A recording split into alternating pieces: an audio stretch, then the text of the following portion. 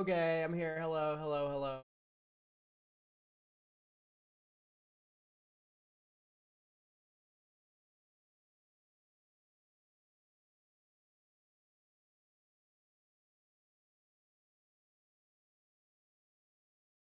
Never seen mannequin pussy before?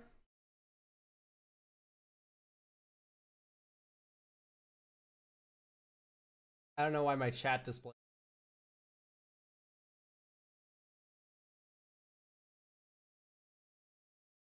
not connected. Why not connect?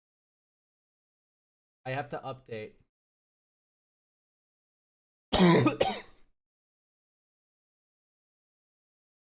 Hello, everyone. I'm sorry, YouTube. I am unable to read your chat messages. It'll be remedied soon. Hooray! I think everything's working now. There we go. Great. Audio is doing weird stuff over here. Let me listen. Factor cap. Hello, hello, hello, hello. Oh my gosh. Hi, I'm 33 Elk. The audio sounds perfect. What you're on about. Was fading in and out for me. Oh, scary. I'm gonna refresh Sunday coffee deck reviews.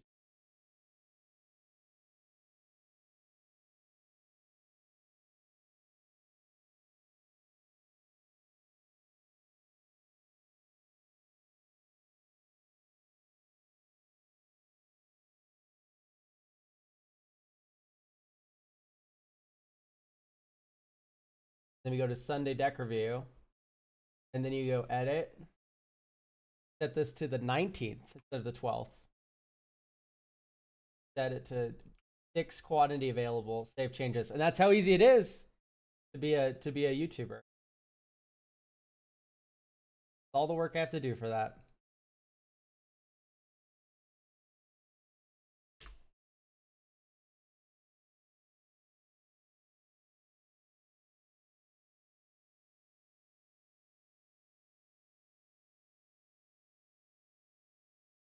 Gosh. Okay, let's get the let's do some daily games. You know, start chilling out a little.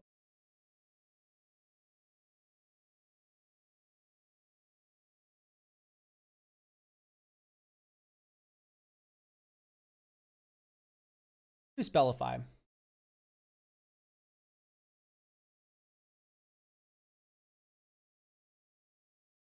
Disciple of, not Bolus, D-I-S, and it would be a human cleric. Human with F. No, so it's a demon. If you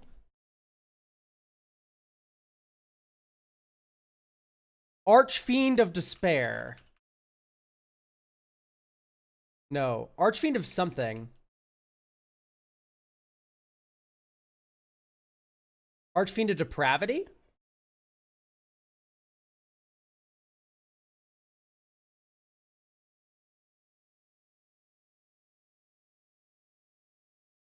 Sorry, I can just clock demons like no other.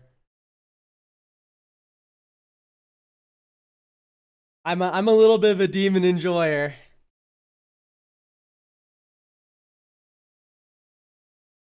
Instant. So it's an instant or sorcery.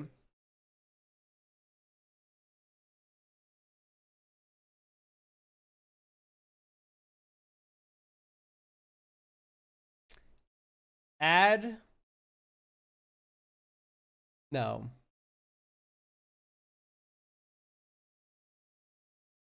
For each Creature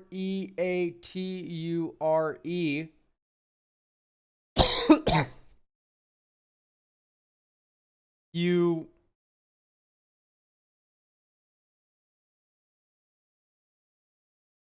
for each creature put 12,000 +1/+1 counters on it. No. And normally a card, but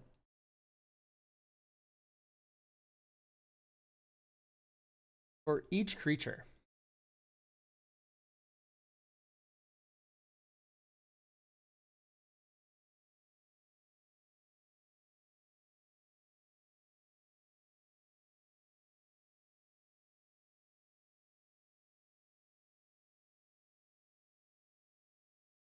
Yeah, for each creature, eat a card.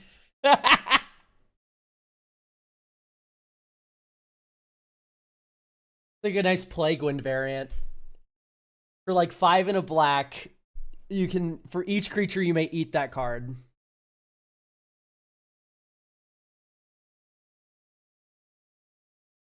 Ugh.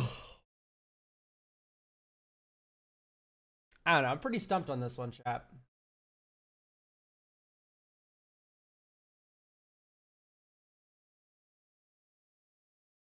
Choose, gain, or lose grave. Oh, this is the same one I was doing yesterday that I forgot about, lol. Here I did Bloodletter of Aklazot. Today's is very fun for the dual Neocities. Bloodletter of Aklazots. Mentions Graveyard. Mana value 4. Zombify. Mentions Choose. Mana value 4. In black. Jeez, that's a little more tough.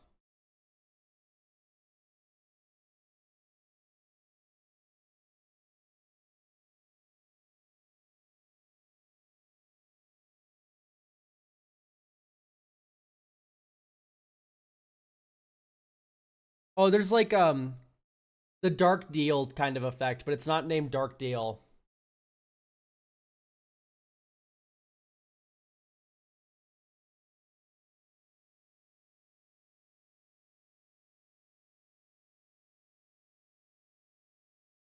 Then there's also that one card from Innistrad that's like, choose one or both, return a zombie card from your graveyard to your hand, or destroy target, etc.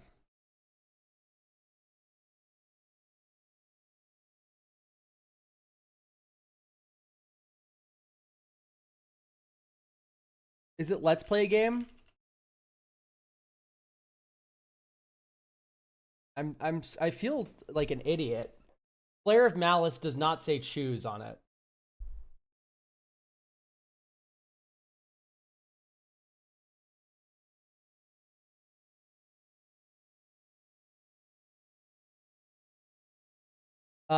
Does make an example say choose? Yes, it does. There is music over here, yes.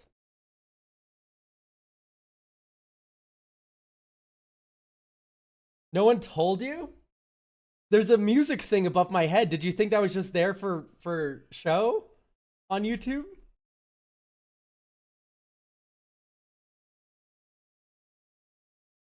I was just flexing. White CMC2 Graveyard Jailbreak. Mentions gain or lose. Revitalize.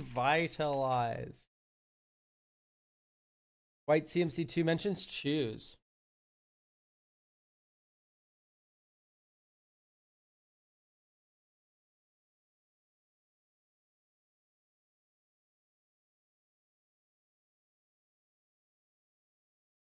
White CMC2 mentions choose.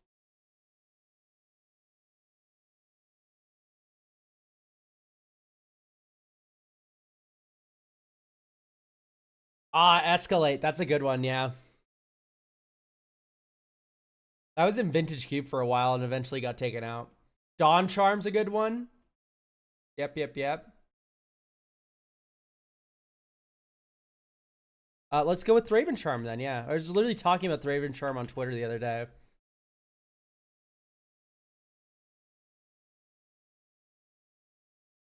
I can see it, Hi-Ho Silver. What the fuck? I can see YouTube chat. Grow up. Grow up. Mentions Graveyard. Oh, fuck. It's the Bloomborough. Like, Season of Burning. No. I forgot the name of the 5-mana Bloomborough card that gives everything flashback, but not flashback. It's the giant fuck you enchantment.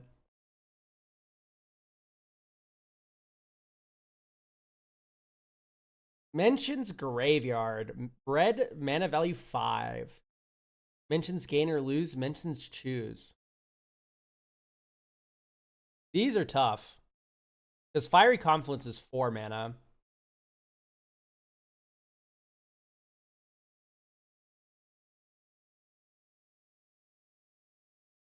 And then a red card that mentions gain or lose for 5 mana? Because red doesn't... Yeah, Festival of Embers is what I was thinking of. But mentions gain or lose for 5 in red. Jesus. Like, come on. That's so tough. And I could like cheat and do a 2-color card with lifelink or something, but... Savage Beating's a good one for choose, yeah.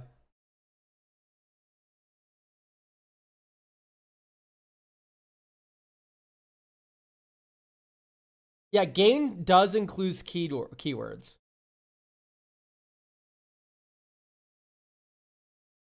But like red doesn't have extort. Red doesn't get lifelink for the most part. Like you have like ancient silver dragon.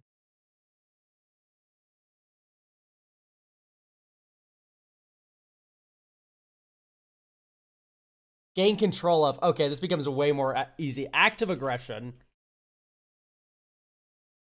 Yeah, gain control of target creature until end of turn against haste. Yeah, you're entirely right. Mentions Graveyard.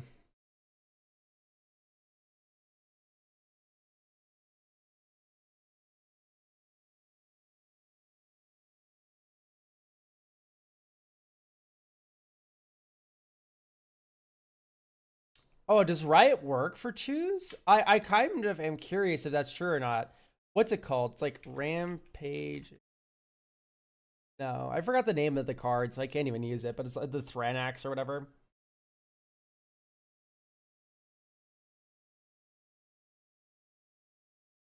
Yeah, but this will look at reminder text. Like, what's a 5-mana card with flashback? Because it will look at the reminder text for flashback.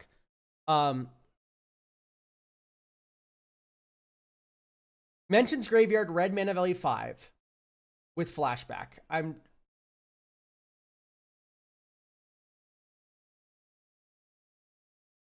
Pinnacle Monk. Oh, Pinnacle Monk's such a good one. I'm so pissed I didn't think of it. I put Pinnacle Monk in like every commander deck. Uncivil Unrest. Yeah, that one exists, but also apparently Riot doesn't work.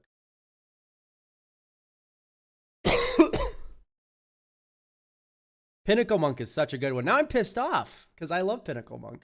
Past in Flames is only 4 mana, which is why I have not typed that in. And Will the Jeskai is 4 mana too, I believe. Is it? Prisoner's Dilemma? Prisoner's Dilemma doesn't choose. Sorry, I'll leave. I never said that. It's not your fault. You're allowed to make guesses. This one you're allowed to guess on. You're cool. No. I'm just not allowed to use it. So I'm jealous. Gosh, I come off as so aggressive. Yeah, Will the Jeskai is 4, I figured.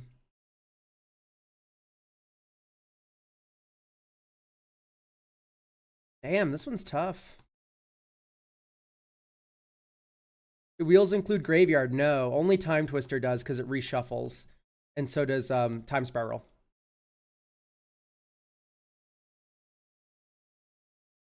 Yeah, Charmbreaker Devils is 6 mana.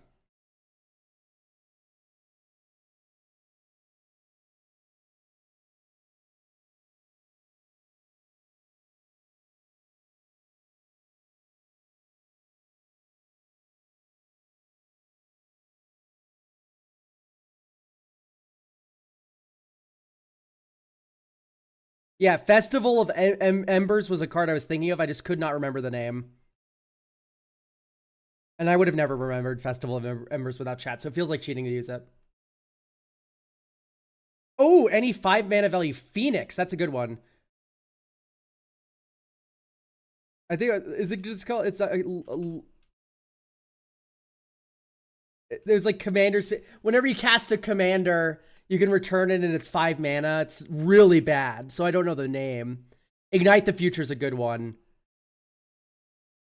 Fuck, what's the... There's also... no, but that one has flashback for 5. Light Pause. What?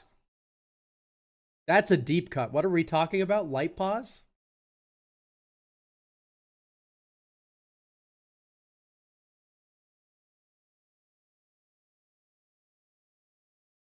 Yeah, Anarchist is 6 mana, isn't it? Hang on, I'm looking up Anarchist. Because I'm not allowed to use it anyway.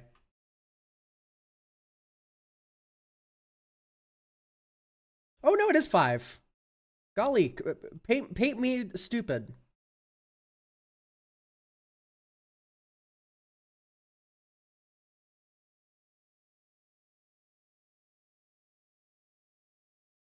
Yeah, something with that effect, which I do not think exists because I would have it in Cormella. Cormella is also a close one. Cormella is fucking 4 mana, not 5. Ah, choose new targets for the copy. Is it Echo Storm? No, that's the blue one! Echo Storm's the dog shit blue one. Oh, I'm a fool. Fucking the other one.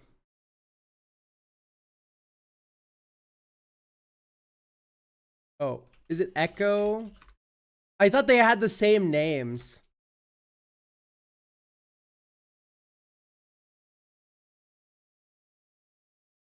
What the fuck? Is it not 5 mana?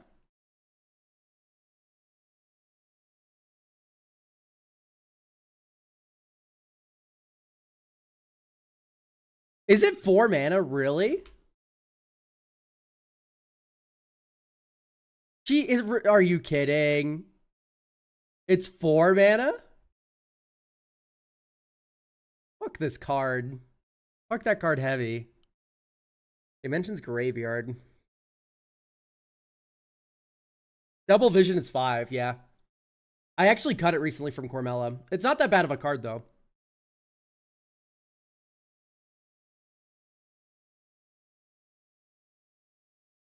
Does Incendiary Command mention Graveyard? Also, I would have never remembered Incendiary Command, because who plays it, but...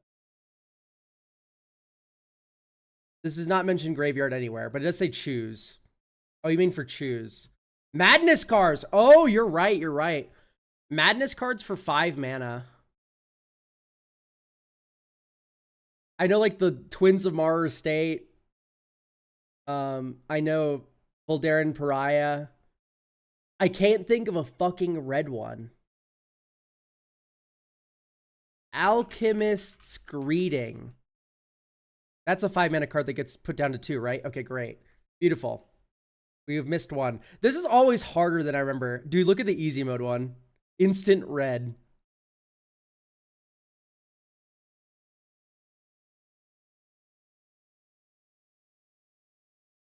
The Chandra searchers look at deck and grave, I think. Jayski, I need to know what possesses you to imagine that I know what the dog shit Chandra Precon searcher card is called.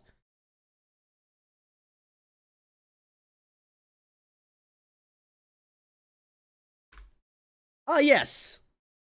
This searches the graveyard.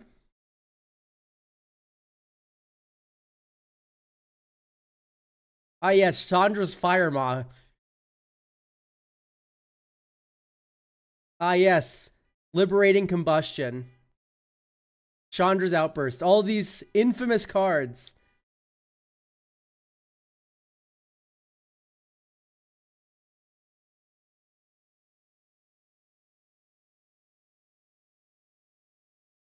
For each creature, put...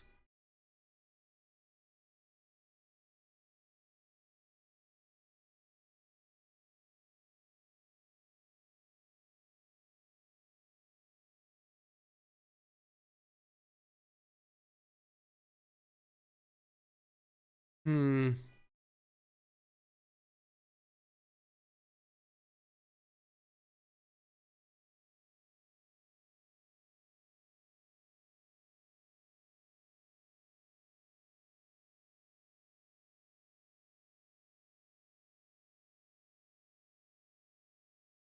This is Killing Wave. For each creature, its controller sacrifices it unless they pay X life.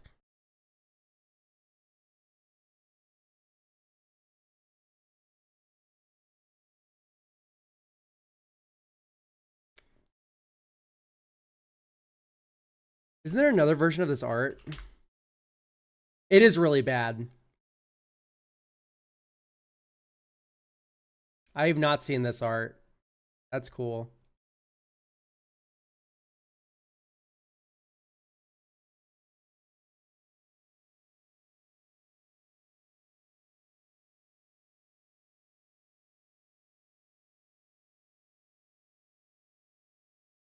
This is funny in Belby, where it's like a lose-lose. Like, you don't want to pay the life and give the Belby player mana, but you also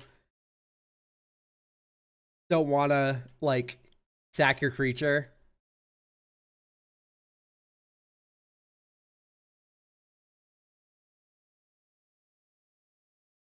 Like, 2-mana Plague Wind in Belby's hilarious.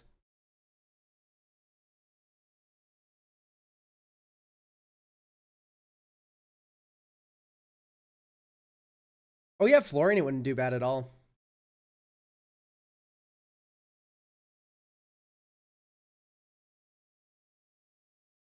I'm all out of daily games. That pisses me off heavily. Do we have anyone here who's this early for their deck review? Because we can yap about a deck for a little bit. But I don't want to be like, oh, no one's here for their deck review, guys. All right, Karsten's here. Because I'm starting early, of course.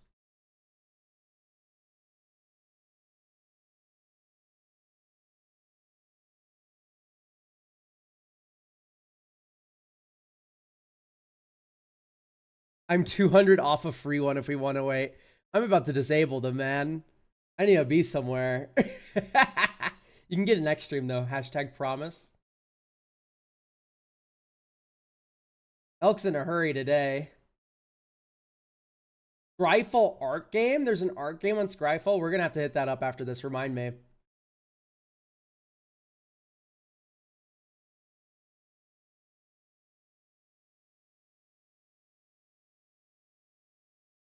All right, listen, I will disable the free deck review for the stream, but it's mostly because Commander tonight is like on a razor edge of happening or not. But we will re-enable that for next stream. Hashtag promise. How do you pay for the deck reviews? It's in the description for you on YouTube. Okay, great. Let's hop into this deck. Pantlaza. Ramp into turn 4, into a Tolly, turn 4 and flicker. Okay, this is not a Tolly. This is Pantlaza, so I imagine you've DM'd me.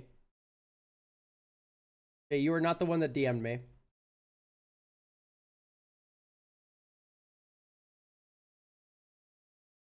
Okay, so we're bracket 4ing it up.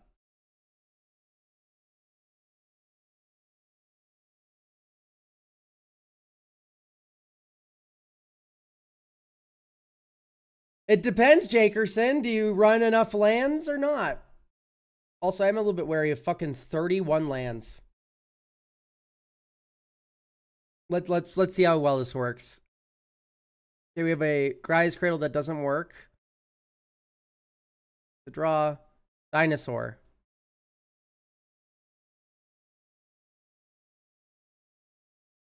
Temple, or do you have Savannah?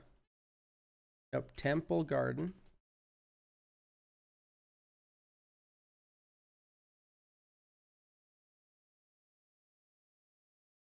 Mountain. I could also get another forest. Yeah, let's do that, actually.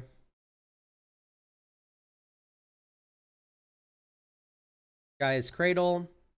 1, 2, 3, 4, 5. Pantlaza. I mean, it appears to be working.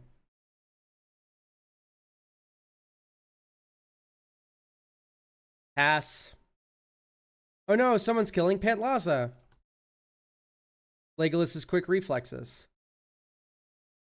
Probably not, no. Let's Crop Rot.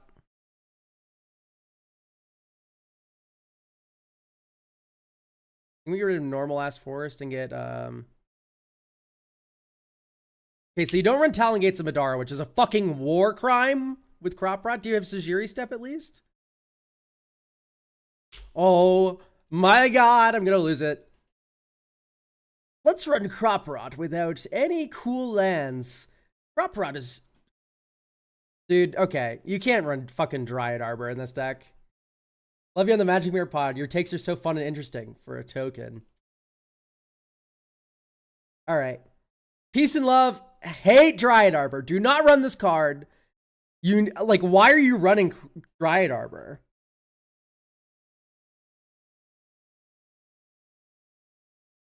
I want to shake anyone who plays Dryad Arbor. Like, what are you doing, twin?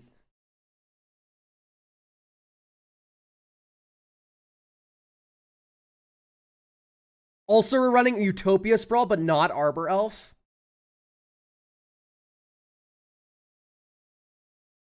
You can discover it, no? That's not how that works. It's not a spell.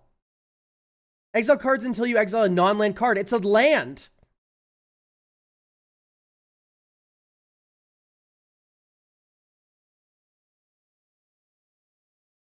I think 0 deck should be running Dryad Arbor and Commander, unless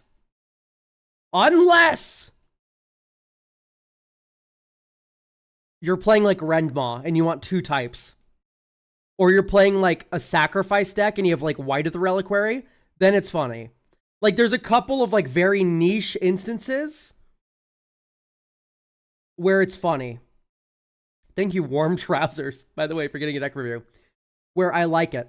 I do not like it in any deck. Like, yeah, you can't spin into it. Yeah, Renmaw has artifact lands, but you can still run Dryad Arbor, and it helps with Delirium in winter and stuff. Like, there's a reason to be running Dryad Arbor sometimes. 98% of the times I see it, though, it's incorrect.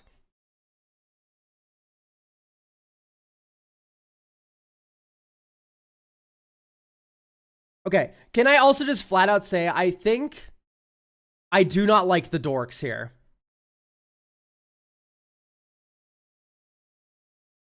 Because, like, surely you want to spin into big fucks, right? Atali's really the commander. Okay. I see. So you just, like, ramp, go into Atali. So your dork package kind of sucks. If you want to focus on ramp, get out the Gilded Goose and one of the default dorks for Arbor Elf. Arbor Elf taps to untap a forest. And then what you can do is you can run the Utopia Sprawl you're already running. But then on top of that, you can run a Wild Growth. Right? So now your lands tap for an extra mana, and you can untap those lands. Much, much, much better than a normal dork. And of course, you need Yavimaya to make all of your lands into forest. That's a free ball. Farewell sucks. You're going to have the biggest board if you're looping Atali. That's just a truth, Nick. You're playing dinosaurs. You have Crater of Behemoth. You do not care about wiping the board. Hot take.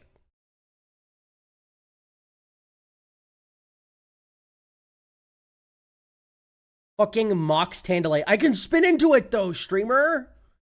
Let's not do this. Karsten, peace and love. I don't know if I need to look at your tags. I think the removal is going to be in the removal category. I think Atali and the tutors are going to be in the Atali category. Oh, the card draws here. The chopping blocks here. We can get rid of split up. I like growing rights, though. Especially with Felly in the deck. I really like growing rights. I would never cut those. Rishkars. I can see why you don't like Rishkars, because if you're already Ataliing, then you're Ataliing.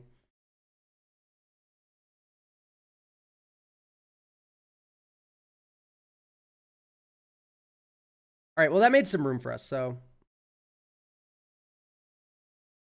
let's get back to chopping shit up. Eve, I wear this on my sleeve. Here, I'm just going to show you your percent chance of casting Atali on curve. Are you ready?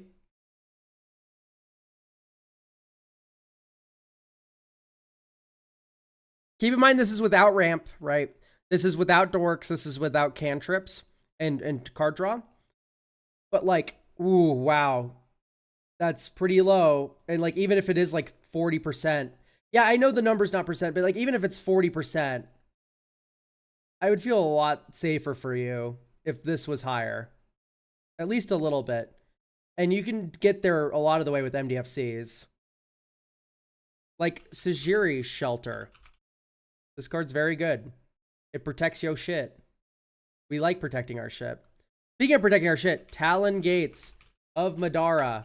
This is one of the cards I was talking about earlier, where crop rotation can go grab this, and it protects whatever you want to phase out, or it can act as a semi-removal spell on something of import. Right? So you crop rot for this, and then go dink. Sajiri Step works in a very similar way, where you can crop rotation for this, and then target creature gains protection for the color of your choice until end of turn. That can get an attacker through. That can make a blocker live. That can, you know, like blank a removal spell. So there's a lot of synergy there with Sajiri Step as well.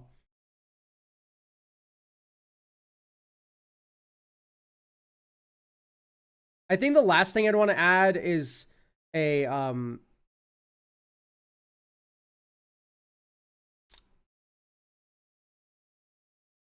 Caves of Exiles. Yeah. I'm gonna put that one in. I just forgot. Pit of Offerings.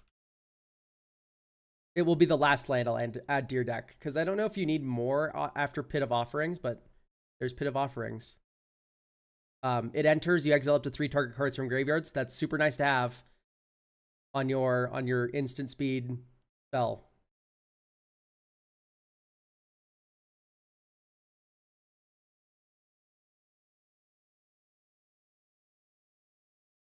I think Overgrowth would be pretty good in this deck too.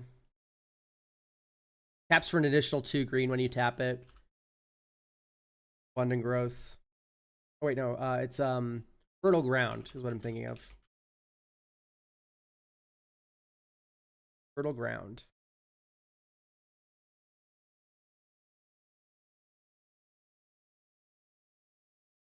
All right, let's play test this now.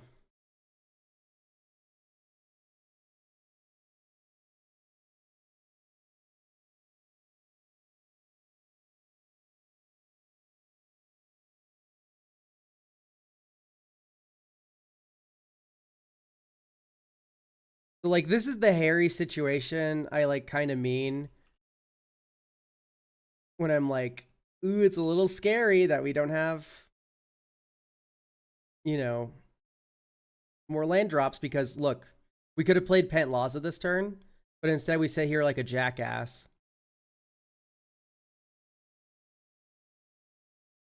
I mean, I guess we can, like, this isn't too bad, but like, if we miss another land drop, we're fucking cooked.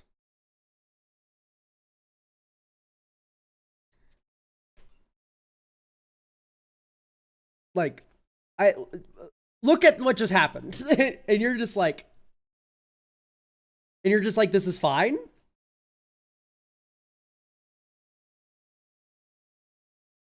Because I don't think I agree.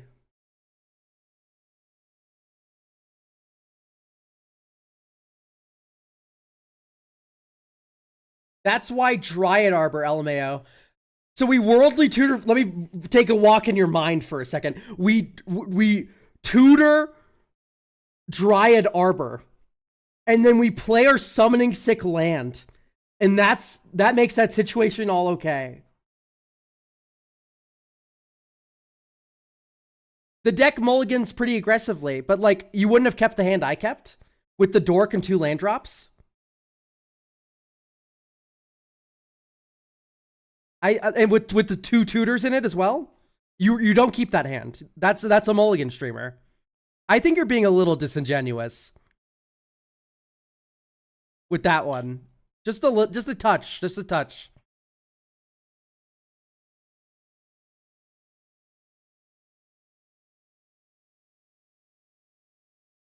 I would like to see a Pinnacle Monk in here. You would have tutored for Arbor Elf. Okay, that's not a bad idea. Yeah, you get a dork.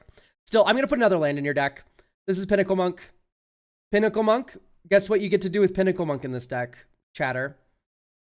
You have, okay, for a second I thought you didn't have Ephemerate, but you had Cloud Shift. Ephemerate the Pinnacle Monk. Next turn, you ephemerate, you ephemerate your commander, or a Tali. Next turn, you ephemerate Pinnacle Monk. And then you get to return the ephemerate to your hand. So this is infinite ephemerate flickers.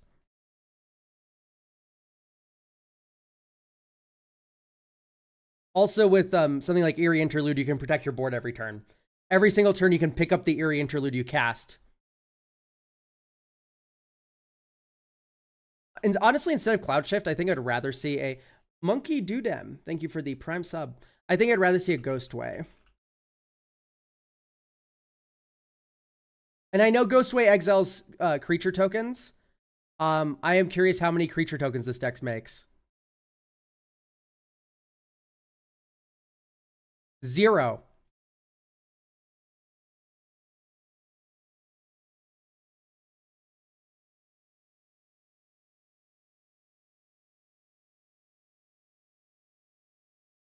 All right, I would not keep this hand. I agree. There we go. This one's keepable, right? You're happy? Oh, it doesn't return under your control? Yeah, that is bad. My bad. I thought it was like Eerie Interlude. Under their owners, so it's the same issue as Eerie Interlude. I see. So you just don't flicker. Yeah, okay. I see what you mean. Arn. Yeah, no, you caught me there. Caught. That's okay. It gives me the opportunity to add another land to your deck.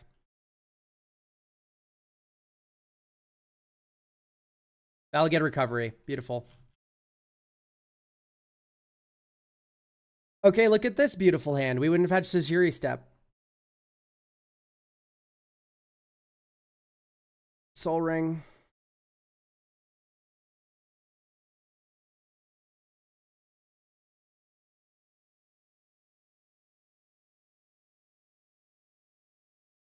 What is the most lands you've added to a single deck? If I had to fucking guess, probably 14, 15.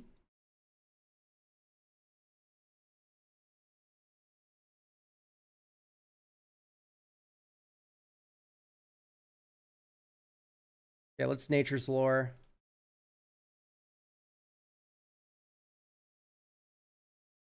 Someone sent in a 29 land deck. That's not on me.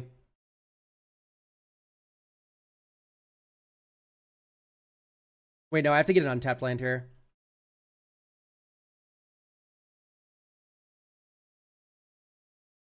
Okay, spin to win, baby. Towards the Plowshare or something.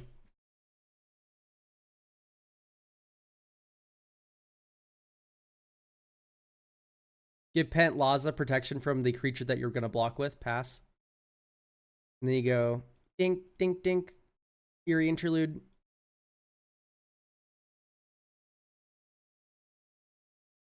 Avacyn's Pilgrim.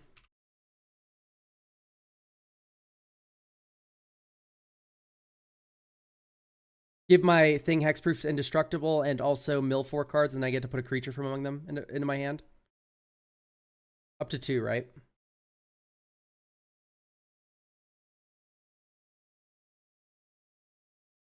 Okay, here comes dink, dink, dink. Balaged Recovery. Pick up Eladomri's Call. Pass. Heroic Intervention. Eladomri's Call.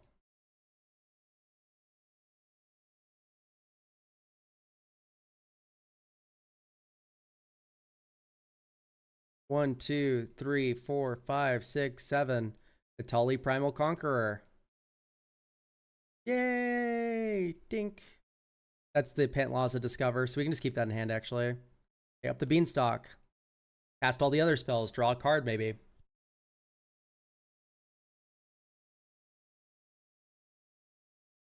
Flawless Maneuver in response to a board wipe.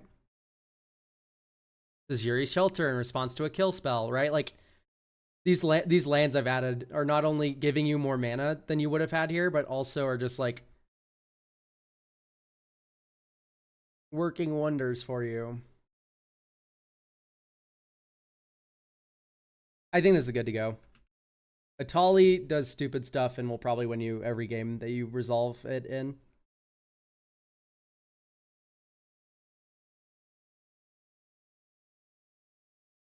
I would consider Sundering Eruption, and so okay, what weirded me out is like if you draw Cultivate and Kodama's Reach, are these are like really bad in your deck because you only have one of each basic. So that's already competing with the rampant growth here, right? So I'm a little concerned about having search up 2 basics into your hand, 1 into play, and then rampant growth, and then you draw the Kodama's Reach or you spin into it and it does nothing. Right? So I think I'd much prefer to see I mean, I've already loaded you up on ramp enchantments here. So maybe something like a Sundering Eruption, just deal with problematic lands, and then also make your big dinosaurs unblockable. And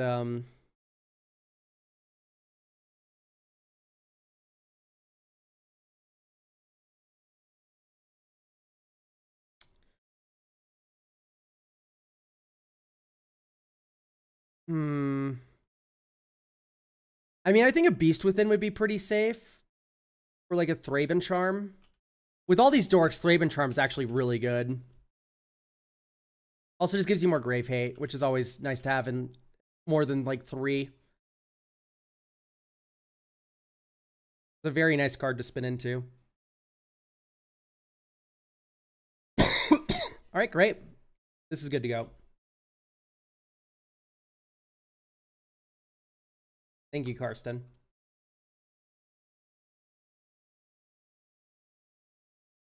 All right, who else do we have currently here?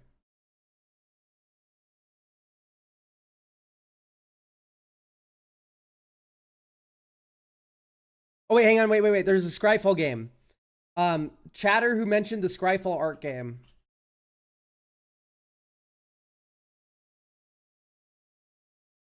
Art game Scryfall. Hang on, wait. Let's do this really quick, and then I'll get around to anyone who's here. Which format should we show? Let's do modern. Oh, I'm fucked. This isn't modern? Are we talking about modern from like 2015 modern? Or right now modern? Because this is not right now modern. No, great art. This card is legal in modern. It's Innistrad. Banefire. That's Geistflame. My fault. Okay, modern legal cards. Oh shit, I know this one. It's in my friend's fuck off insect deck. I can tell you exactly what this card does. I can never tell you its name. Mold Graph Millipede. Is it 1L or 2Ls? No, my undoing. Okay, I got it right. Oh, this is an Aether Drift.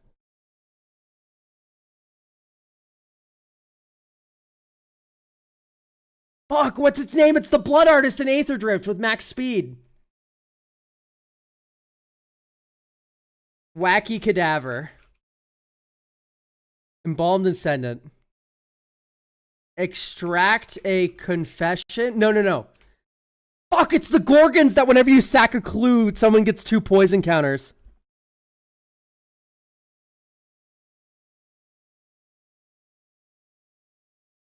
No, what's it called?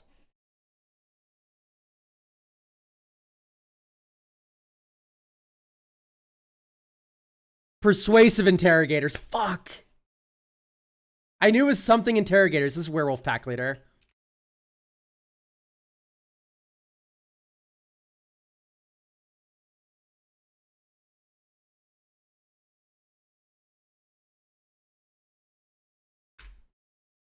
Never getting Sunhome Guild Mage there. When I clicked on modern, I'm like, oh, it's gonna give me a bunch of this is some sort of Nim. Hunger of the Nim, I see. Okay, what's fucked up is I do know this one. It's in my Safari deck. It's Moth Rider Patrol. A Johnny, Strength of the Pride. Fuck. Not Will of the Soul Tie. Rock Sasha's Bargain.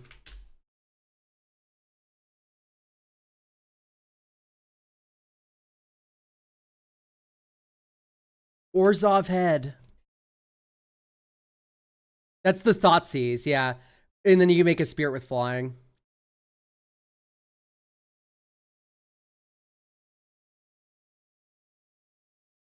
That's not Extracted Confession. Extracted Confession has like the Gorgon on it.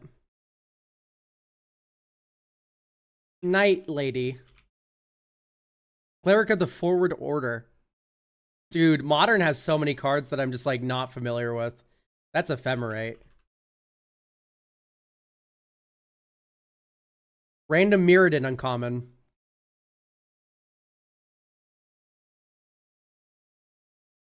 No, this is Green Seeker? It's the Spell Shaper. Revive. Oh, never mind. I'm just wrong. This is Azusa. What alt frame is this up? Fuck, it's no, it's the one lady. It's the Neon Dynasty rare that like cares. Is this a zombie? Because this doesn't look like a zombie. I mean, okay, that is a Lady of Scrolls, I suppose.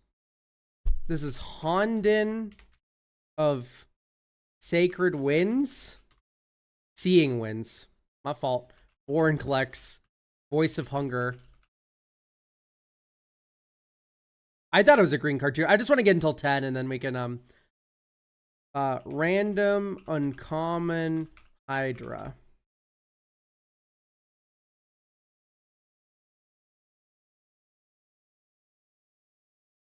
Okay, yeah, this one has a flavor name. It's like Brides of Dracula. Sisters of Undead. Okay, that's Olivian Crimson Bride. I would have guessed it was the one that makes blood tokens on combat damage. Yeah, Olivia's Attendants. Lantern Geist. Nope, Storm Rider Spirit. I suck. There was an error. You should skip this one. That was Alquist, apparently. Oh, I know this one. This is Agony Warp or something. It gives something +3/+0 and something, or something -3/-0 and something -0/-3. Yeah, there we go. Agony Warp. I got it right. Blade Brand. Nope, Coat with Venom. Fuck. This is in the D&D set. It sucks. Hi. 10-minute warning, you little rat. I'm doing breathing warm-ups. This is Kessig Lady Girl. She's the mana dork that flips into a werewolf. Born Villager. Galvanized Mirror. Incorrect. That was Mirror Galvanizer. My fault! Sorry! My mistake! In Japan, I'd be right. They put the last names first.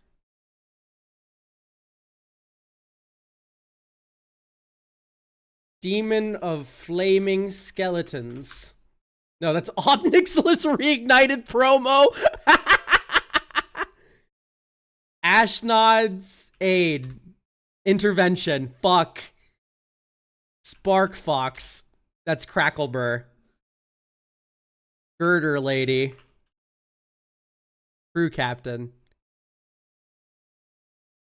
Dude, I am getting a streak of cards I've just never seen in my entire life. Unleash the Gremlins.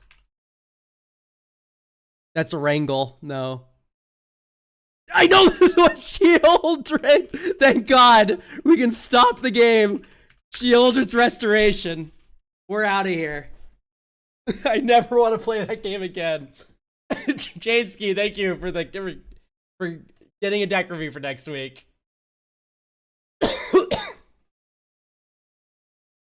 I didn't realize this was gonna rapid fire dog shit at me. I thought it was gonna like there's some curation in that. It was just, if anything, it's slightly funnier. I got a streak of like uncommons that I've never seen in my entire life, or that I know and I just don't know the name. How did it feel doing that? That was fun. No, I'll definitely do that again on future streams. Add to the rotation. What's funny is I'm a commander player, so I might get the legacy one more right than the modern one, because it gets more polluted with cards that I'm familiar with, like Tortured Existence and stuff like that, and like random dog shit rares that I like putting in commander decks. So if anything, it'll become easier if I go off of modern and into legacy. Okay, so who's next? Who's next?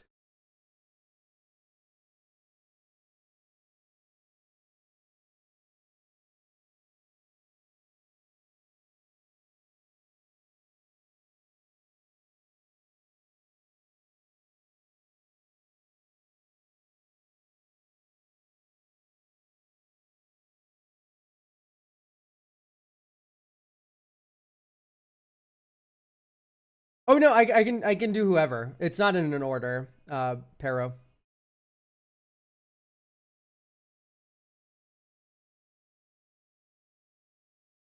Pero. There we go. Let's do this one. Unk. Helga Skitterish Seer. God, we were just going through all the like slop green commanders in recent printings, aren't we? No offense to those that enjoy Helga or Pantlaza, but we can call it as it is, chat.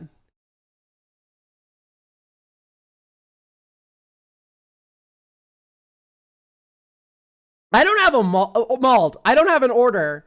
Whoever's here gets it. Keep in mind, I started a few hours early. Anyway, let's read this blurb. I'll be present for the stream. I am Espero. That's how I imagine he said that. People always pronounce it wrong. However you interpret it is fine with me. Well, fuck. I have only a year of playing Magic at this point, and this deck was made from my existing paper collection. Forgive me if it's a bit bland. Oh god, it's gonna be full of dog shit, chat. It's a band +1/+1 counters, creatures matter deck with Helga Sitters here. The goal is to get Helga's power up, dump a lot of creatures. Okay, so it's just like every Helga deck. Peace and love, I say that with. I only really have history playing with this deck in a private pod. Most of my games end up with a very threatening board presence, faster than my opponents can keep up with. That said, my podmates have complained that the deck is too powerful. Dude, we're going to learn a lot about your playgroup today. In most cases, they don't have answer to what I have on board. So I only bring it out on occasion, despite it being the deck I most enjoy playing. There are a few times I played it at my LGS, and those tables were consistently weary of my board state, and I was constantly targeted for board removal. I have no restrictions on what to add. The main issue is with the deck is I feel more comfortable with more protection as Helga. Okay, so more protection for Helga. Other than that, the deck feels very good. I know, the commander sucks you off, rubs your belly, and pats your head all at the same time. Thank you for gifting a subscription, maybe 911. Hugs and roses. Make sure to thank them. Okay. Already immediately wary. What are we doing? What are we doing? Cryptic command. Incorrect. You are 3 colors. Do you know how many sources you need to cast Cryptic Command on curve? Keep in mind, this is me being greedy with Cryptic Command mana. 32. It should be like 35 or 36 to cast it on curve with regularity. Then this mana only casts creature spells mana value 4 greater. Yeah, so Helga doesn't fix for this. So, incorrect. I would not run this card.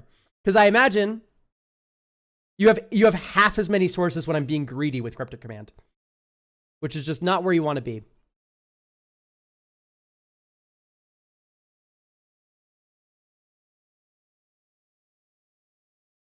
Okay, I kind of like the rest of this deck. It's kind of vibing with me. I like this. This is a very cute top end. Although you would be benefited by more 5-drops, I feel, because you play Helga on 3, and then you have enough mana for 5. Although maybe this is better in a play group that has a lot of removal, because you go Helga on 3, she gets removed, and then you go 4-drop.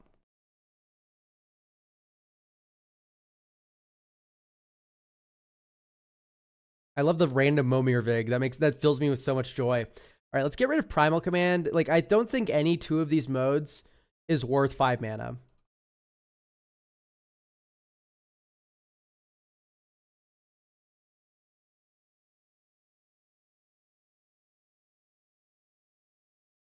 Whenever you cast a color spell with mana value 7 or greater, of which you have 3? I think I'd rather see like a Wave Goodbye, which returns all creatures without +1/+1 counters to their owner's hands.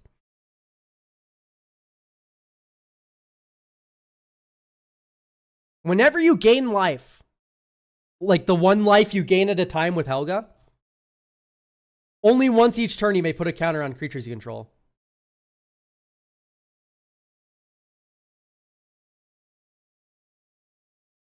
Are we going that wide? Please fill me in. If we're going wide, I kind of like Hamza. If we're not that wide all the time, then I'm a little bit more wary of Hamza.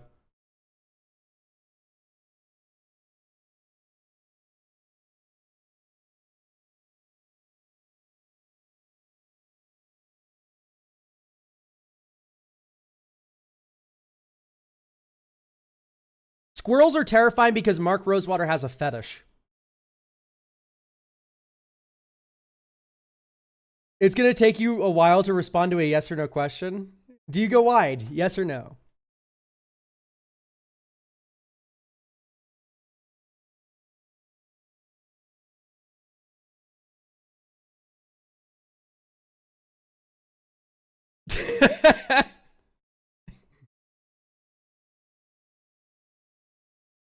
I'm going to cut Aetherize. I don't feel like I like non-creature answers to things. I'm extremely anxious right now. Don't be anxious. Don't be. I'm a random person with a microphone who talks about magic. All right. There's no reason to be anxious here.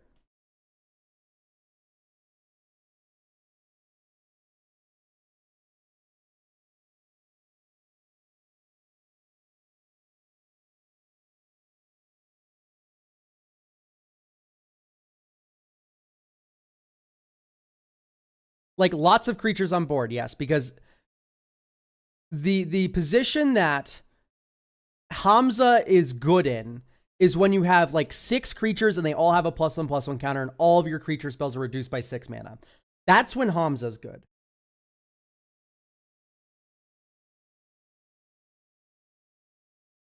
Bant is actually a very good Angel's color.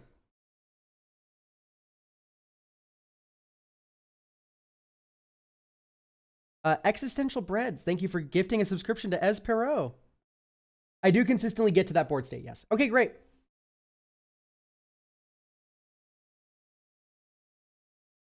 No, you cannot play Phyrexian Arena even if it's your pet card, Omopochi. You can't. It's impossible. You need to listen to everything the little elk on your screen says. You are not allowed to have opinions of your own. That's what I've been saying since day one.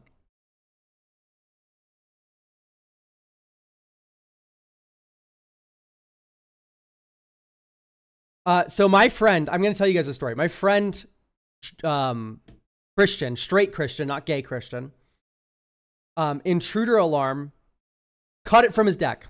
And the reason why is because I comboed with his Intruder Alarm. And don't get me wrong, Intruder Alarm can be very, very good in the correct deck. And this can be the correct deck sometimes. But the number of times it just like shoots you in the back of the head sometimes, it's a surprising number of times.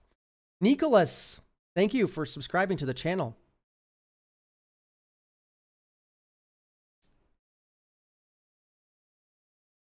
I've had someone makes Infinite Elves. Exactly, you know exactly what I'm talking about, Espero. I would cut it. If you want something like that, a Drumbeller would be very cute. Although with mana value 4 or greater, it might be time for a Seedborn Muse, but you might want to keep this. This is not bracket 2. No matter what you do. You could run like a Wilderness Wreck. No, that only untaps your lands. You need to untap a creature. Anyway, let's talk about protection. Let's get more protection in here. Number 1.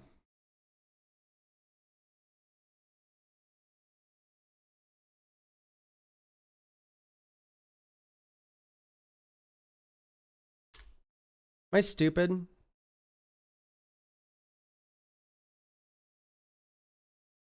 Yes, I am. Slippery Bogbonder is what I'm thinking of. When this creature enters, put a hexproof counter on target creature, then move any number of counters from among creatures you control onto that creature. I'm surprised no beans. I'm not. Most of the curve's 4. So anyway, this is very similar to Vexilus Praetor, in which it enters and then gives your commander protection from everything in response to a kill spell, but it's hexproof, right? So I'm a big fan of Bogbonder. Plus the boggle on her shoulder is like fucking disgusting. Very funny. Kudo.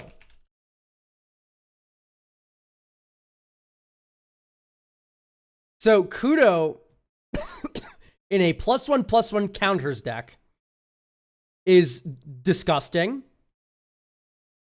There is no other word for it. Kudo enters, everything's a 2/2, but your 2/2s are actually more huge than theirs because they have counters on them.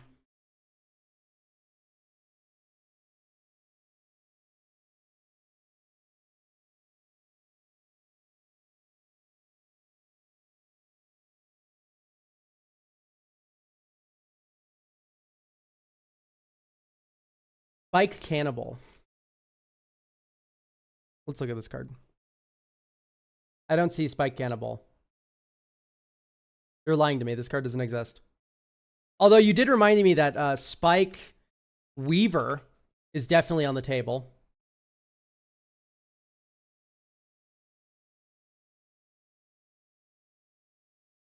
So Spike Weaver is a bunch of fogs on a creature.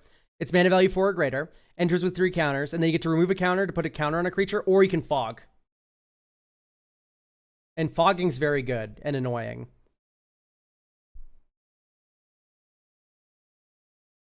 Okay, maybe it's a black card. It is a black card. There is a card similar to this. It's Patron of the Vein.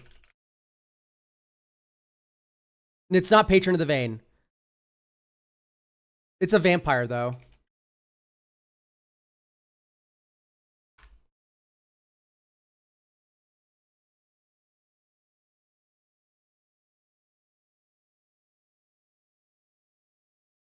Thief of Blood. This one removes all counters from all permanents, though. So it activates your Dark Depths, it kills all your opponent's planeswalkers, and then it steals all creatures.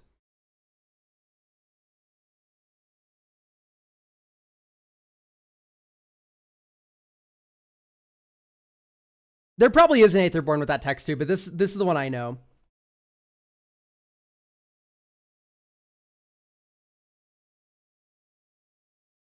All right.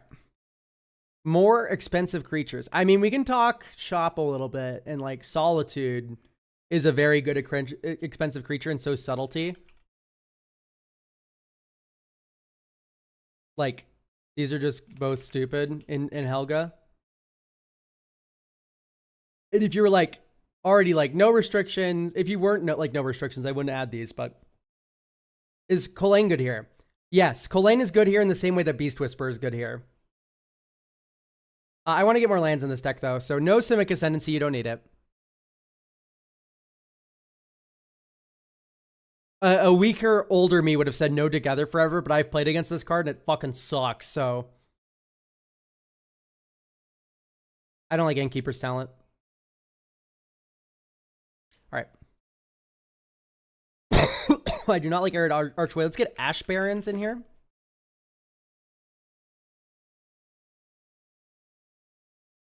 Yeah, there is music on here, but not on YouTube. You're the second person to mention this. My question to you is, like, when you're on YouTube and you see the music bar above my head, do you think I'm just flexing on everyone?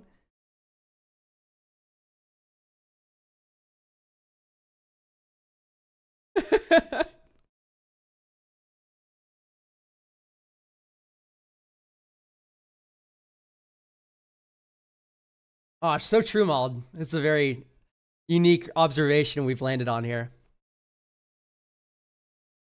Also, you said you were going to go live in 10 minutes, Mald. Did you mean like a Mald 10 minutes or a real 10 minutes?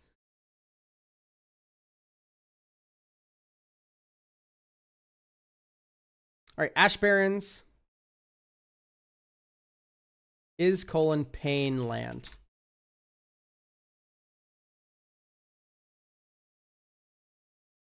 Beautiful. I'm moving in interesting ways, dog. I forgot to upload my TikTok. This is the Mald we know and love. Live in 10 minutes from now.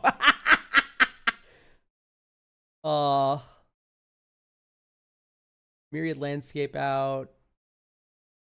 Temple the False God. Fucking don't get over yourself. Get over yourself respectfully. All right, someone didn't watch my video. Path of Ancestry is always, always, always better than the first Seaside Citadel. Okay, are you already running it? I'm stupid. I'm stupid. I'm a moron. I'm an idiot. Ignore me. Fabled Passage. Okay, wow, you're cooking a little. Is Filter land.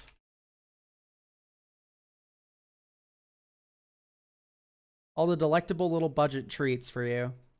Actually, these ones kind of suck. I don't like the Signet lands as much. Okay. Is MDFC type land. That'll get recovery. Last Pool Mimic, because having two Hullbreaker Horrors is stupid. Okay. So.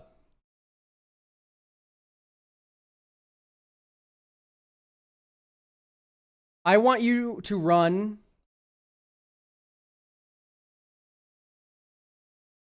Not that. I want you to run Forgotten Ancient.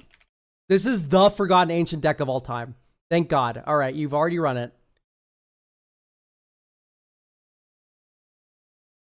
I kind of just want to go through and make sure you're not running more bad cards, because you did say you built this with cards that you... That's fine. It's a Genesis wave.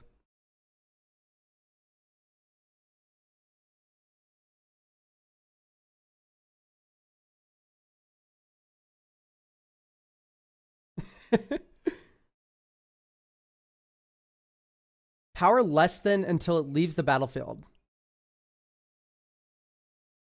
God, this card's a war crime. What the fuck?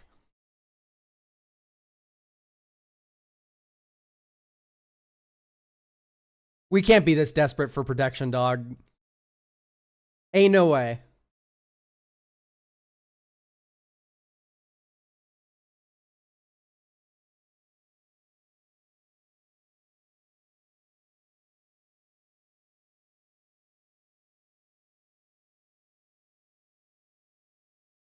All right, the rest of this I'm kind of vibing with. Let's get... If we were really desperate for more protection, Regal Behemoth is really annoying to fight. Not Regal Behemoth. It's an elk. Dawnglade Regent is what I'm thinking of. Enters, you become the monarch. As long as you're the monarch, permanents you control have hexproof.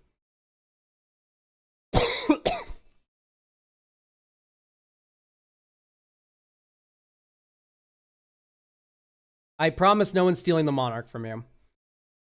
I guess let's just get like an Arasta of the Endless Web in here. That's like always one of my favorite go-to 4-drops. All right, let's play test. Although we could load up on more dorks. I do think getting this commander down on turn 2 is like pretty valuable.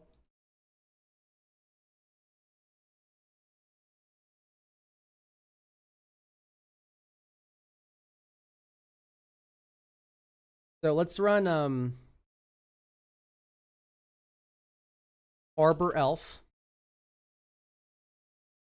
And then we can just add all the little non-creature ramp cards. Better than ramping on 3 when you're playing your ramp commander with a cultivate. Okay, so Fertile Ground, Wild Growth, and Utopias. Great.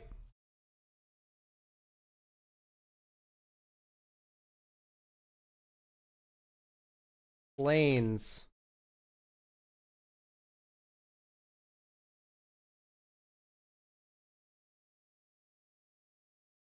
Helga.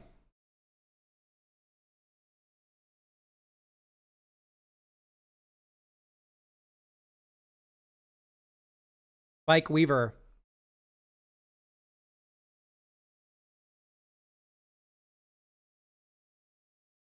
Prevent all combat damage that would be dealt this turn.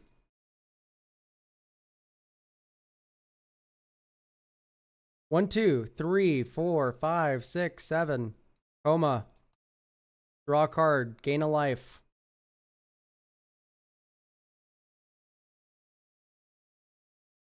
Why aren't we running real coma? Is it just too mean?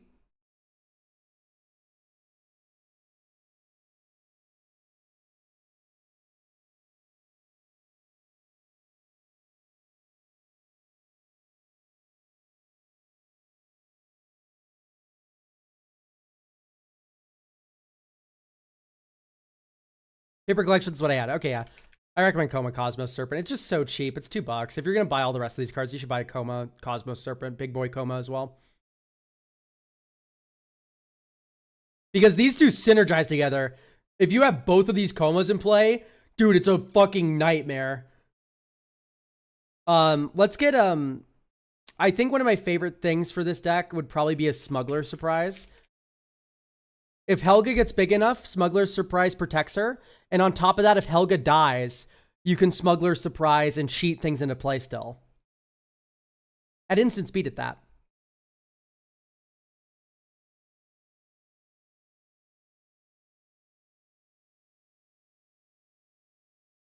Probably just out with Gyre Sage.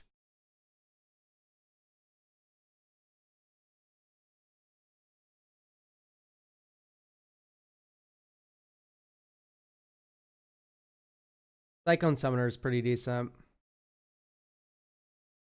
Branching Evolution has me a little worried, though. Like, I think Harden... You put your counters on typically one at a time. Like, a Hardened Scales would probably be better, right?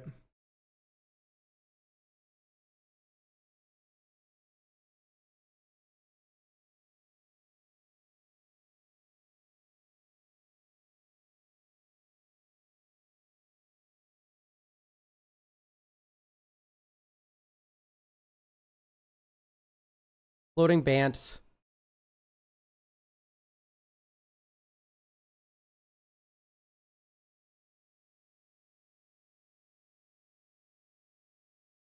Move to discard. Or let's get rid of Atlanta War Elves.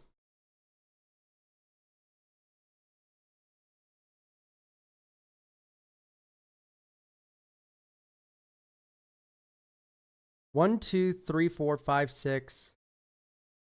No, this is 5, 6, 7. Homo World Eater.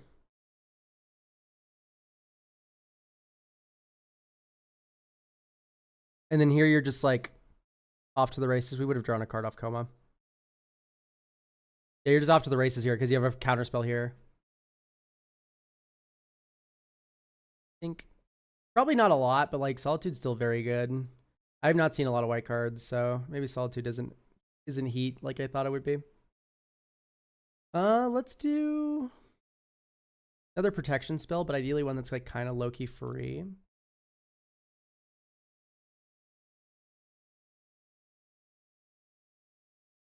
Dude, how about just like Mother of Runes? Fuck you. You are not allowed to use removal spells.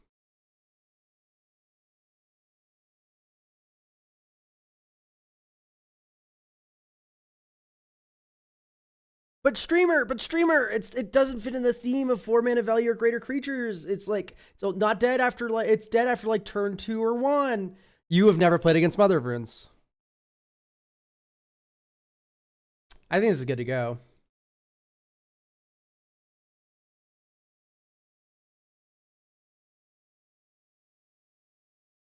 Thank you for getting a deck review.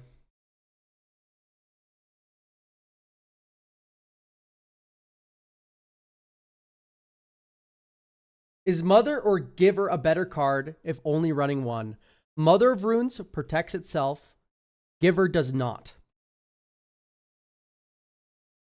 Sure, Giver gives protection from colorless and is a 1/2. Those things are both very valuable.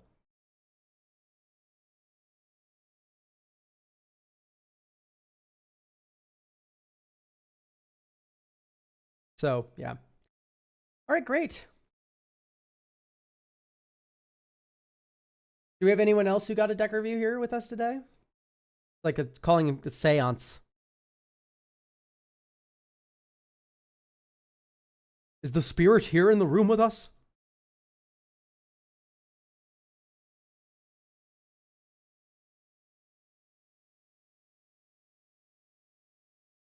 Is Mother Machines in Vintage? Oh, no. I thought you meant Elvish Norn Mom. Yeah, yes, Mom is in Vintage Cube and has been since I have been playing Magic. It's been in Vintage Cube forever. Smooth Boar is here.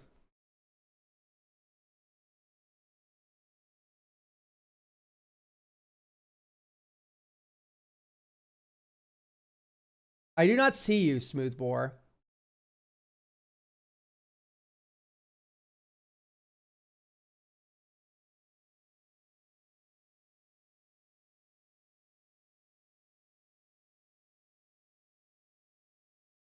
I have Anathi, Ruby, you're not Ruby, Bones, and Anubis. Which deck do I put Eradicator or Valkyrie in? Okay, do you want the real answer or the like fake answer, Ubon?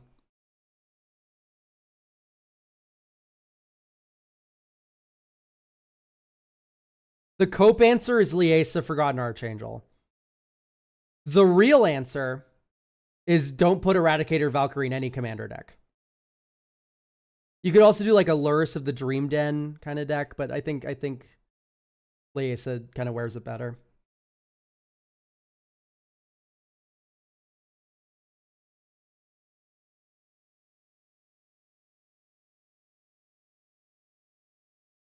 Is Mox Amber and Mox Opal too much in a bracket 3 deck? No. They are both very answerable cards. Mox Opal lends itself more to very fragile artifact strategies that explode to a single Vandal Blast or Bane of Progress. And Mox Amber, if you kill their commander, that shit's worthless. And also, like, the major play pattern with Moxes that are broken is going from turn 0 to turn 2. Or going from turn 2 to 3. And Mox Amber doesn't do that. Mox Amber is effectively a Springleaf Drum if you have a legendary creature. That is what Mox Amber is. It is a lot more fair than any other Mox. It's still very good, but it doesn't bring you to 3 mana like that. Mox Jasper. Buy your Mox Jaspers now. They're reprinting Changelings. All right. It does not appear we have any of the other 4 people that need to do deck reviews today. But so we can do one of the ones that said that they're not going to be here. I will not be president. Anthony, you've saved the stream. Simultaneously, Anthony, you did not link your deck.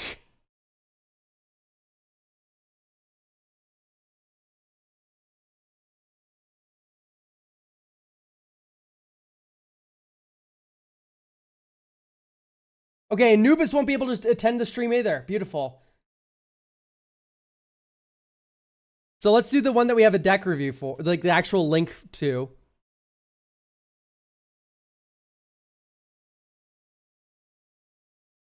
We have a Magda bracket 4 list. I won't be able to attend the stream. All right, so I'm just going to close out the Anthony deck because I did not receive a deck link for it. Make sure you link your decks. Okay. Anubis, I'll try to be on the stream, but you're not here. You promised that in Discord DMs. Basic game plan is to set up a toolbox and wait until you can combo off with Ragdra. I imagine that meant Magda. Mostly I've been brewing this for CDH. Okay. Incorrect guy to go to CDH advice for. I recommend getting one from the Trinket Mage, but I can help you at least a little bit. No budget restrictions, looking to maximize its competitiveness. I've been having a bit of issues trying to toolbox since some random plans have stopped me. I'm unfortunately in a position here where I have too many choices for the deck. I have around 30 cards in considering that I need to determine if they should be in or out of the deck. And then we got some more info. 4 Engine Magda plus Clock of Omens plus Artifact Dwarf, of course. Backup Engine Magda, Battered Golem, Maskwood Nexus. I'm not familiar with Battered Golem. I'm not a big Magda player. Nope, that makes sense. Okay. Chopping Block, Goblin Replica. I imagine there's tags for this. There is not. Okay. Chopping Block. Goblin Replica. Is this an artifact or a creature?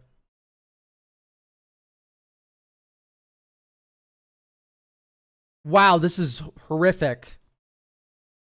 I know you need it for like Clock of Omens combos, but Jesus. That's bad. Ricochet Trap. I agree. I agree.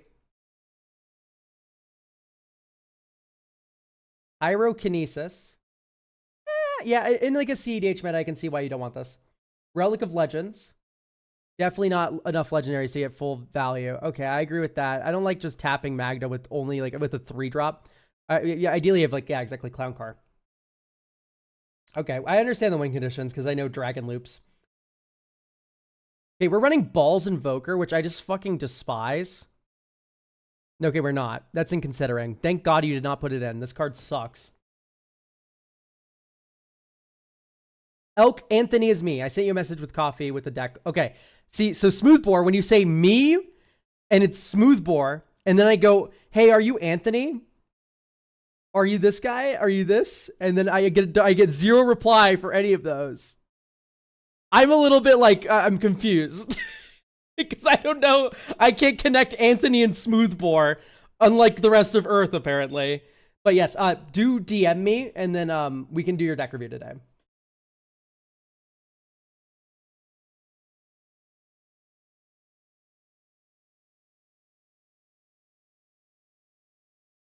I don't know, this looks like a reply. Yeah, but that was like after I did it. By like 5 minutes, bare minimum, Dragon Scott. You're trying to get all smart with me. Not realizing I'm the MC here. I can make you look like a fool in front of everyone. I don't know, maybe I just missed his reply, but I'm pretty sure they replied pretty late, but it's okay. I can repop this open and then jam. But anyway, we're going to continue with this deck review.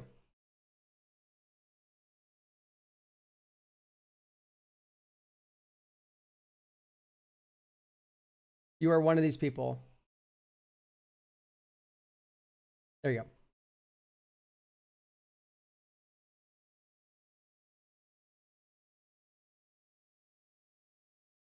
None of these inspire joy besides Torpor Orb. Torpor Orb's a 1 card where I'm like, yeah, I'm feeling it. Right. I want to see a copy here of... I like the Stationing Land. That's a very fun piece of tech. I think I want you to go down one of these utility lands. I think it's going to be Great Furnace, as much as I do like it. And I have a message in... Okay, I didn't get DM'd. I see. Coffee DMs are the worst place to reach out to me. They are super unorganized and they're really bad. I highly recommend if you have an issue with your deck review, you DM me on Discord. Anyway, I want you to be running a Mikokuro. Or Gaia Reach. This is just for Thoracle combo. If you have this in play and like a few treasure tokens laying around, you just never tap it, and then they just can't win.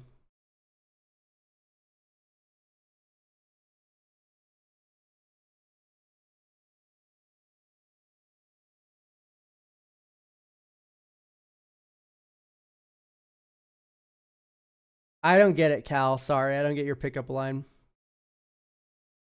Okay. Am I stupid for liking Mana Geyser? It's just probably worse than Jessica's Will. Dang, like paying for dinner. Oh! Yeah, I mostly go on like sad boy dates. I don't go on real dates, so. I do not have a link to the playlist, but if you hear a song you like, I'm not a gatekeeper. It's but right above me. You can just save it. You can save any song you want. You are your own person.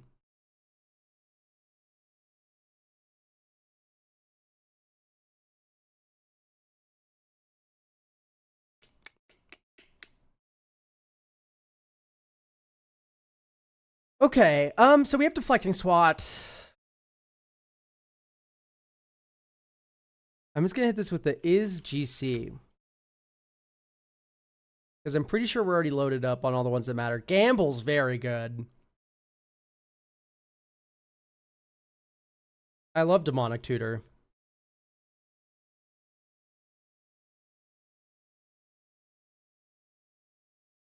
And no Breach. Is no Breach regular for Magda?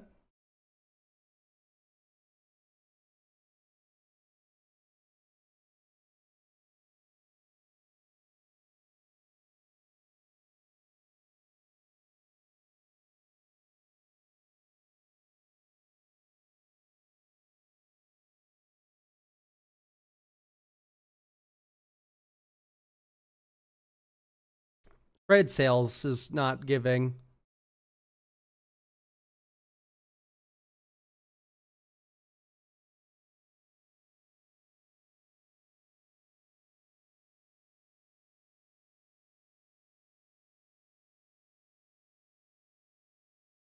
I feel like a Goblin Engineer kind of thing would probably work really well for this.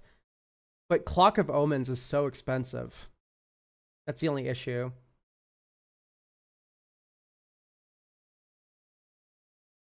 But like, imagine a Goblin Welder.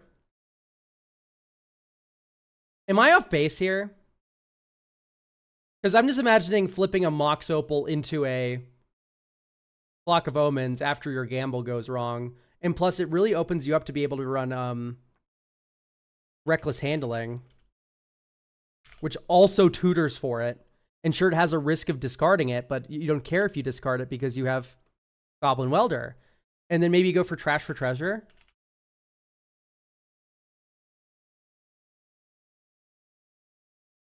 For Clock of Omens, right?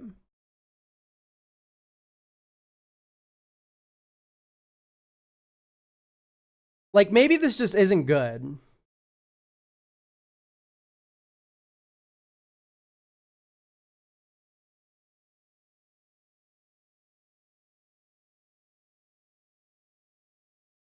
But I like to believe.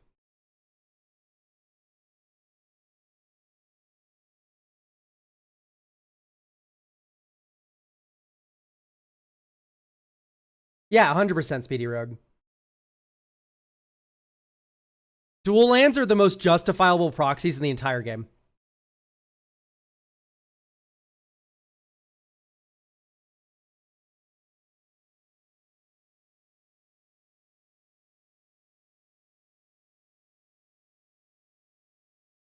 Damn. Dwarf fans are thirsting.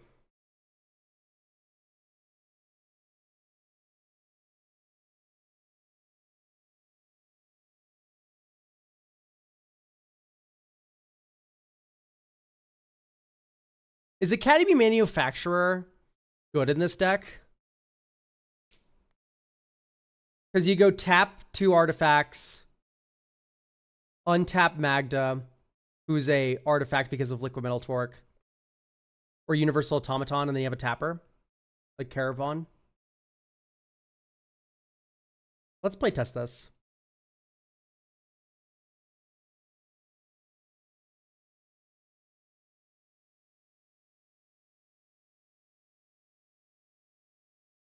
Okay, this is broken. Mana Vault. Thorn of Amethyst, Magda. Oh. Fucking gross.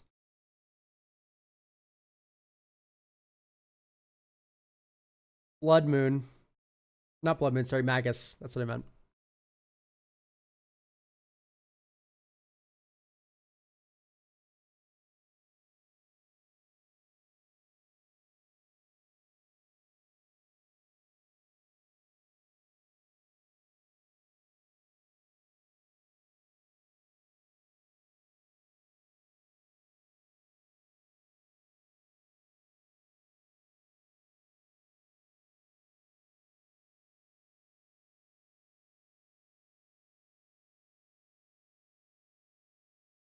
Okay.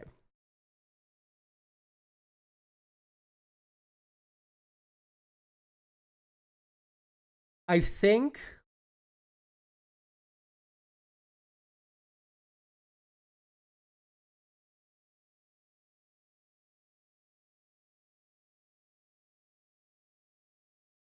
I had an epiphany and then I forgot it. I'll remember it in time. Anyway, what are we exiling for this? Metallic Mimic.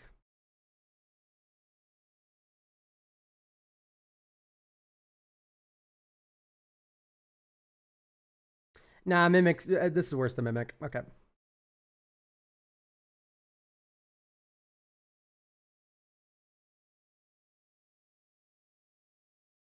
Two treasures, please. Yes, I remember what I wanted to add. You already have not sphere resistance.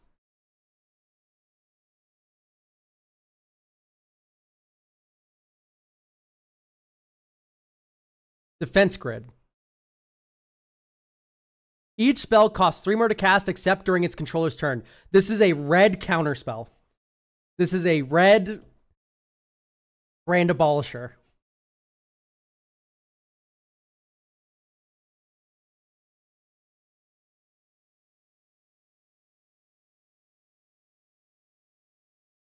I think if we're ever tutoring with God Pharaoh's statue with Magda, we are in turbo hell.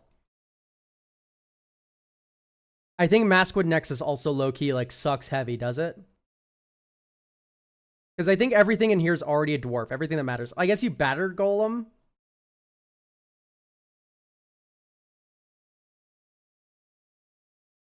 I hate it. I don't like that at all.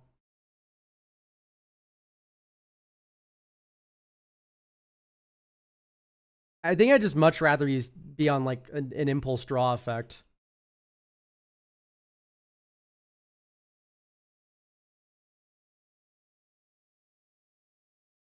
Or like a good vehicle, like a unlicensed Hearst. It's already in. Good.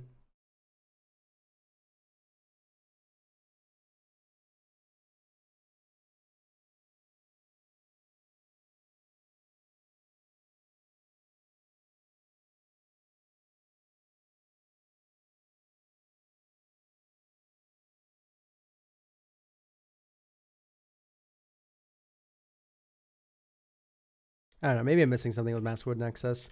I feel like you wouldn't put Maskwood Nexus in a CEDH deck unless like it was there for a very specific reason.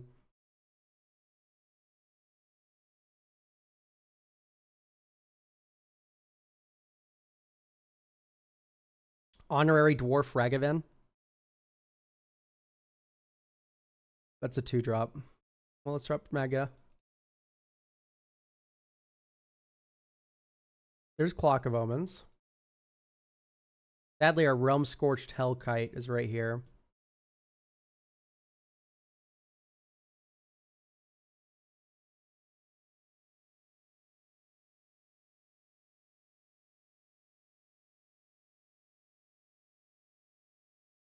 All creatures are both dwarves and dragons. I see.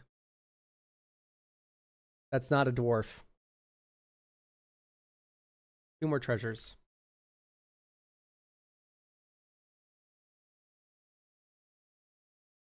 Dwarf.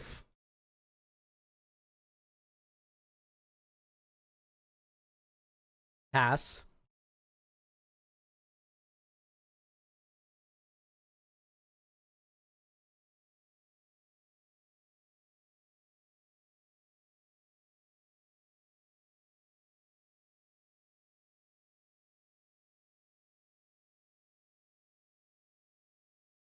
And this is like, if you get this destroyed, you can still trash for treasure it.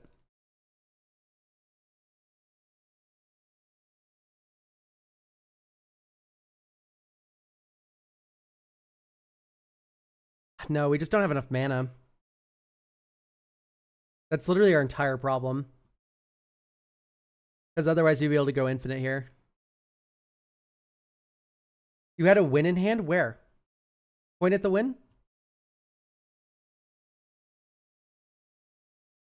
Once again, I'm not a CEDH gamer. What am I missing? Okay, before we go combat.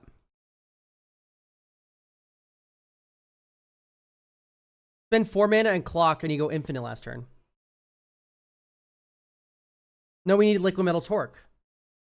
I tutored for this with 5 treasure.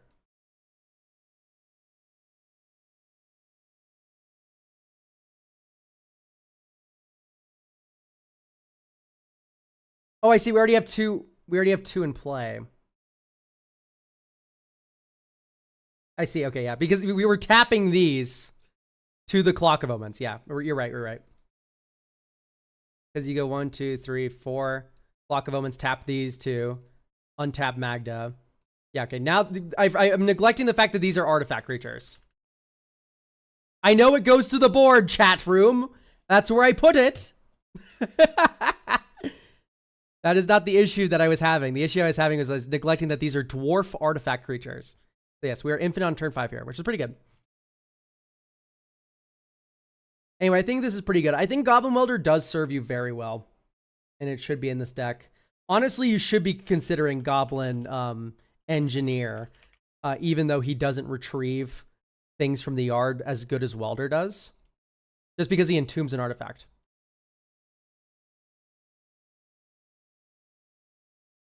There's the link. All right, Anthony. I have your coffee DM.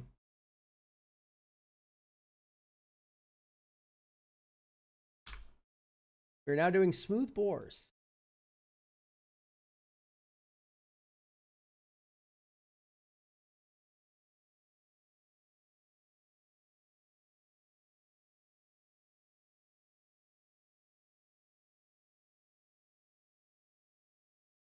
I agree. I like deck building the most too. Okay, we have King Makar, which is also a fucking vehicles deck. Dude, this is the same thing as Magda, but in black. This is the same thing as Magda, but now it's black. The deck's game plan is to use the commander to control creatures and eventually have enough to cast Torment of Balefire. Torment of Hailfire, what you meant, or similar effects. The deck is currently only online, and I wanted to see what changes you can make so you can buy it. No restrictions. I want this deck to feel more like a stacks list with a few stacks forward win cons, but I'm struggling to do that in mono black. Okay. Everyone makes the King my car joke. I'm not going to do it. I'm not going to do it. I don't even think it's that funny. Oh, King Makar. Look at all Makars. Grow up. Puns are hilarious, but that one sucks.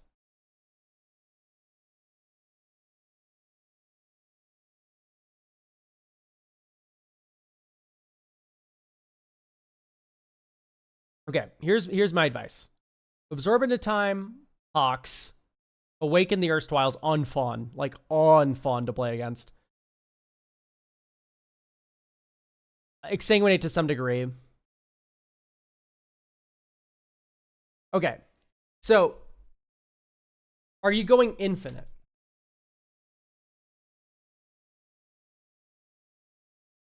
Because if you're going infinite, then this is an outlet. If we're not going infinite, though, pretty bad. But we'll keep it for now. So let's talk about going infinite. Jesus, Crook of Condemnation. You already have Ghost Vacuum and Grafdigger's Cage.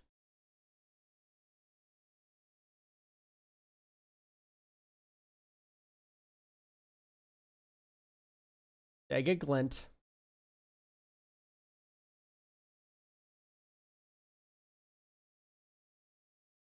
Wound. I do not like this card.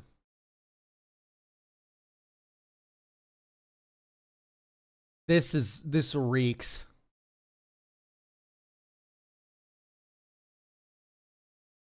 Even Night Scythe is just so bad, right? I don't like any of these equipment or anything you're running. So I don't know if you heard, but Braids is legal now. So you can run Braids, and this is Smokestack.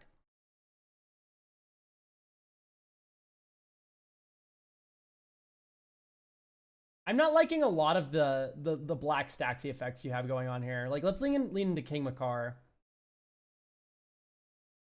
Nether Void. I hate Koskun Falls.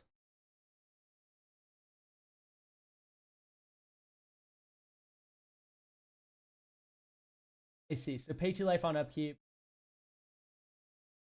Or destroy. Like, no, let's just make our commander into the best removal. Moving on.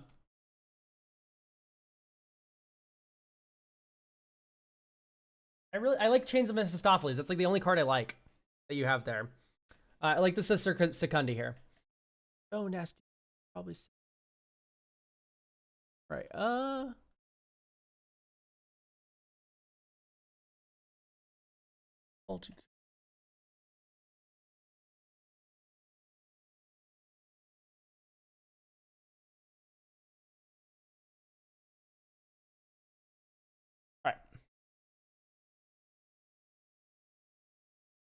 I appreciate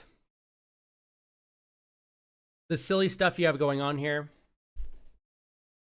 Let's talk about untapping and vehicles. There are a lot of good vehicles that you're just not running.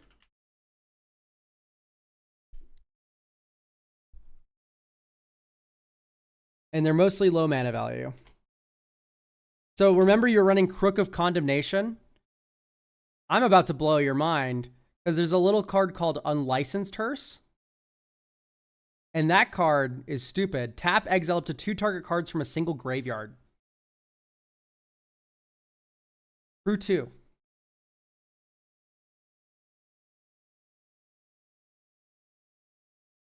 On top of this, you can run not high speed hover bike. It's the other 2 mana. Flywheel Racer. This is a mana dork when you activate it.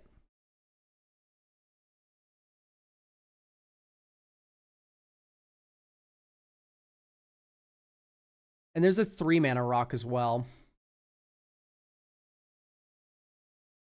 Cultivator's Caravan, but it's crew 3.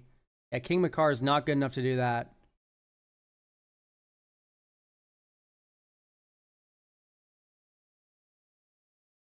Okay. Either way, those are significant upgrades here. Next up, we have Cabal Coffers, but no Urborg. We do need an Urborg Tomb if we're not going to run all basics. That's just a bit of a truth nuke. It even lets your Maze of Ith tap for mana, which is very nice. There's more holdout settlement style cards too, and this allows us to run these. And then also we get to run a expedition map. Lets us find any land, including Urborg or Cabal Coffers. Hooray.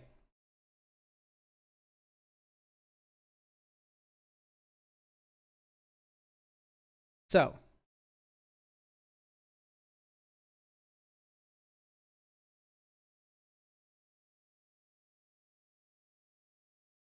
Survivor's Encampment.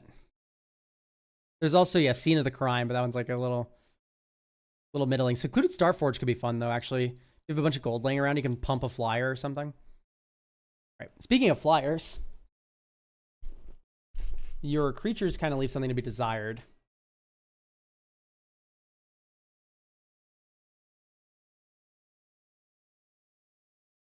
So we have a bunch of gold tokens laying around. Why aren't we running like Marionette Master?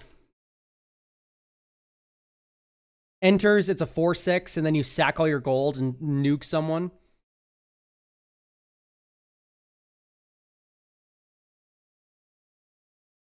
Delirium Skeins.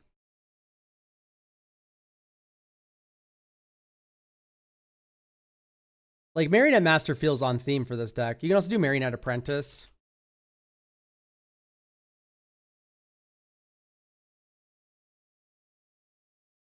Not bad. Softens people up. Mirkwood Bats. Whenever you create or sacrifice a token, each opponent loses 1 life. Gold are really good at doing that.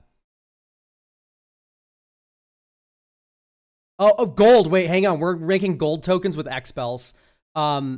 Inspiring Statuary. Non-artifact spells you cast have improvise.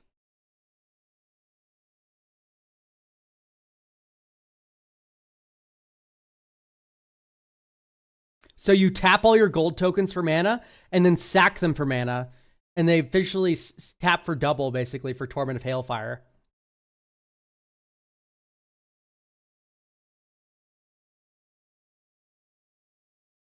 I think I want you off of, like, Staff of Domination. Like, it's cute, but...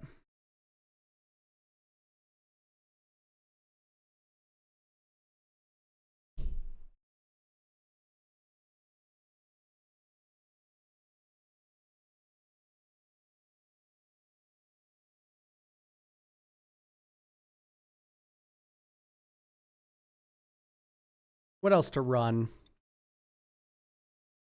I'm always a fan of, like, Grim Servant Saw in half, but I don't think that's the way to go about this right now. Maybe, like, an Ophiomancer, because then you can... If you can King Makar multiple times, you can at least exile the snake. Because King Makar is just getting thermonuclear bombed. Tell you what, let's get some recursion for the king. I think that's going to look like Malakir Rebirth. Back for... We already have a Malakir Rebirth. Back for seconds. Which you can bargain away one of the treasure tokens to get King Makar back and then get a second creature back. Yeah, stuff that returns him tapped, I guess.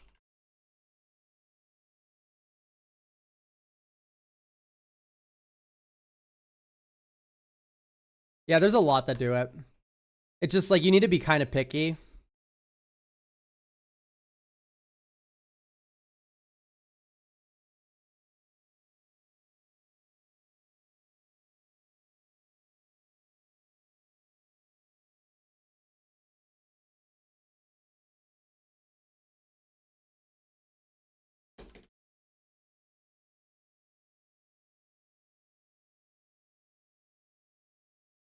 Yeah, not a lot of this really inspires joy. There's a fake your own death, I guess. That'd probably be my choice.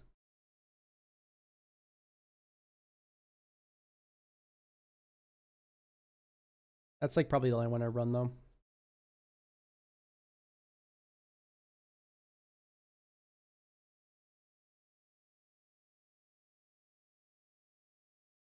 Whatever, I'll put Grim Servant in. It lets you grab basically anything in the deck because it's just so low mana value. The deck is.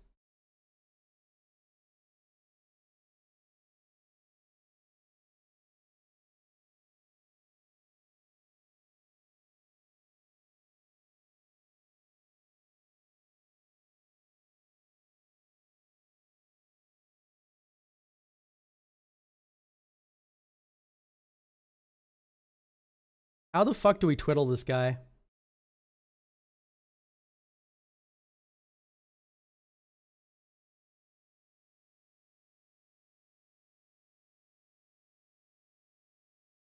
Tap target creature.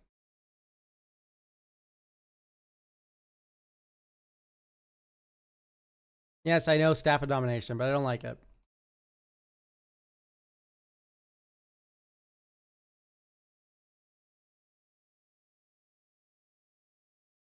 Hmm. What if we just ran like Springleaf Drum? Staff of Completion.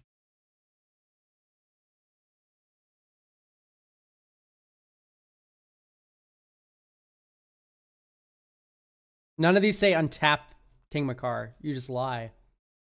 For clout. But lift the smokestacks. Based. Actually, just drop the vehicle first.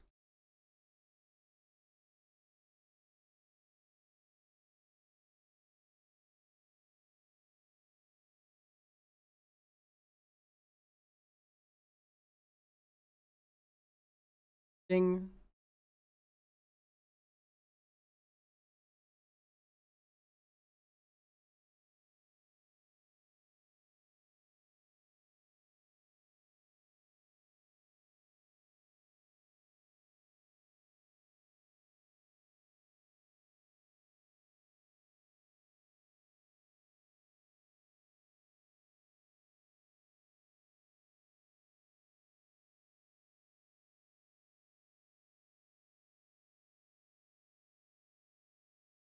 We're running Doomblade.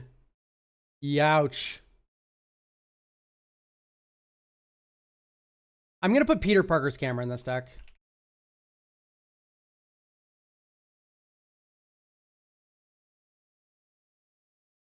Urza's Saga.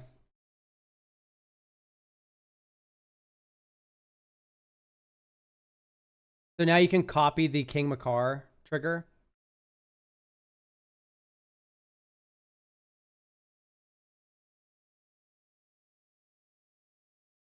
Let's get Doomblade out of your deck. Honestly, like, Sign in Blood. Ooh, Sign in Blood's already in. Sign in Blood and Night's Whisper are both right. So then we can run Expel. Yeah, probably not. It'll be okay. When will review commissions be open for next Sunday? They're open right now, Zillow.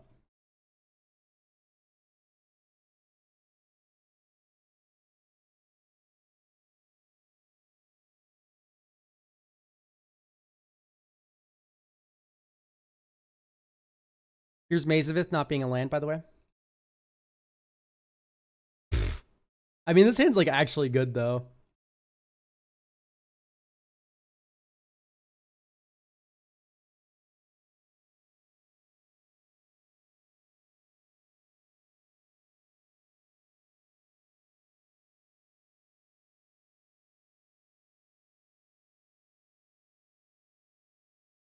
Imagine if this was equip 1, you could go ding. That'd be fucking nasty, but we can't, alas. Dink, add token, gold.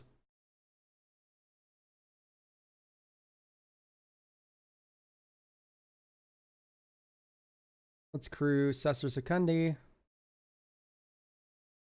Oop, untap. Exile a creature. Oop. Oop. Oop. Okay, so here we have infinite mana.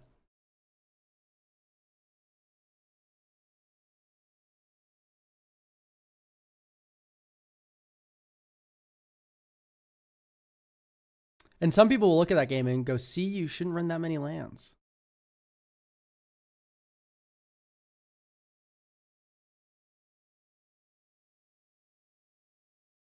I'm just not getting the Necrogoyf, I think.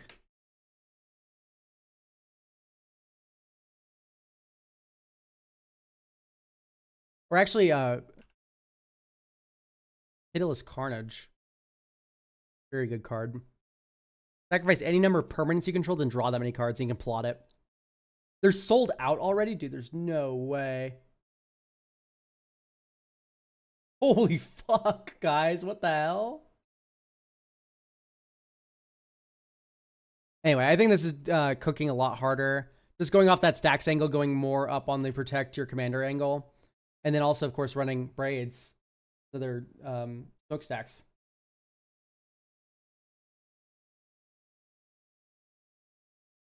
Do we have Ruby here with us? Or Bones? Ruby or Bones? See, let's look at Vintage.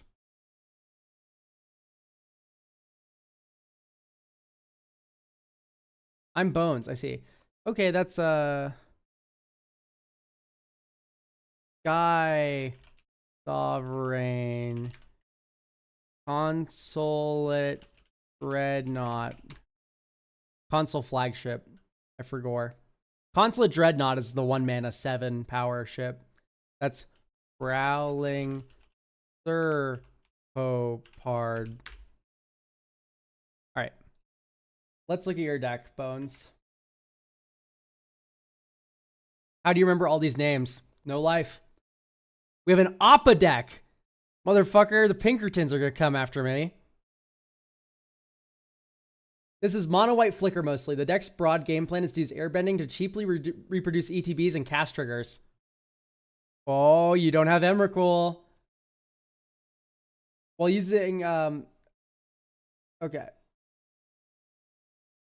The commander can go infinite with either version of Fang, Felidar Guardian, or Restoration Angel. I'm going to argue that you just don't even need to go infinite. Infinitely exiling and recasting any number of creatures on board. to at minimum create infinite 1/1 allies with opposite ability, or draw infinite cards, make infinite mana, win with Aetherflux Reservoir. Like, your deck's card quality just goes up in droves the moment you cut infinites, I feel. Am I insane for thinking this? Like, let's just not go infinite. See, look, you don't have to run Icewind Stalwart, Felidar Guardian. Resto's pretty decent. And you don't have to run Aetherflux, which are all can be dead draws. Versus just having a really solid Flicker game plan that can just kill with cast triggers and Eldrazi.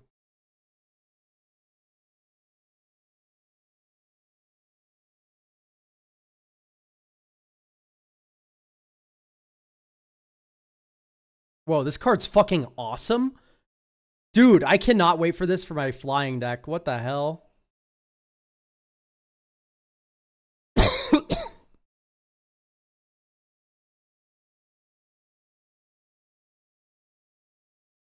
No. So, okay, call me crazy. But instead of ramping like this, like you have Pearl Medallion, Oketcher's Monument. That can make everything free. You have Enlightened Tutor to find them. I don't like Eternity Elevator. I'm crazy? Or what?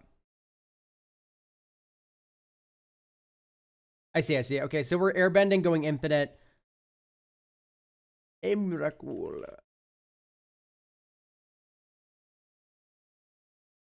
I actually maybe like the Eternity Elevator. I feel like you have to cheat heavy, though.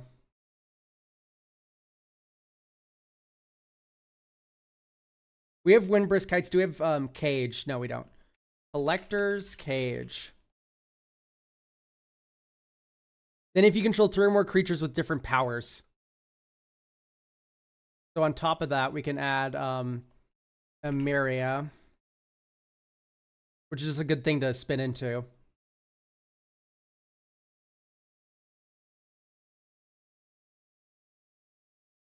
We're not really making tokens besides with Appa, I guess.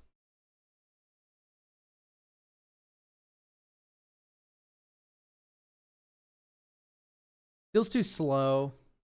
I do not like this ramp piece. Poor Cartographer as well. We have a lot of better options, and I can prove it. Hopefully you are not running Sand Scout. Sand Scout. This is the best mono white ramp dork. I will die on this hill. You can get Arid Archway with it, which doesn't interfere with your other catch-up ramp pieces. And you can flicker this one once for free, basically, as well.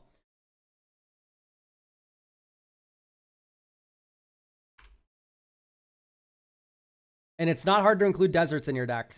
There's an untapped white desert. There's a grave-hating desert.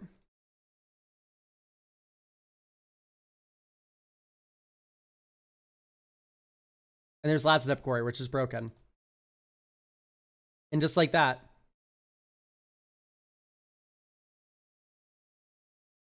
Oh, easiest lane cut of my life. Sneezy.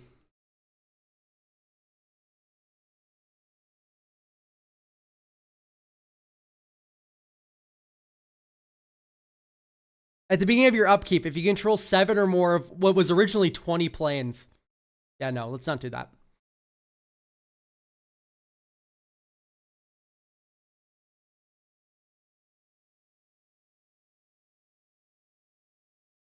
A little questioning of the dismantling wave.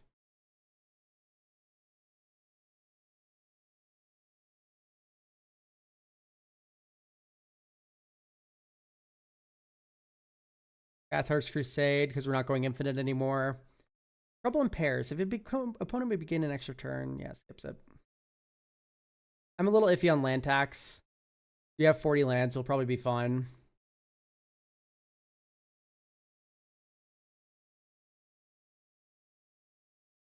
Solemn.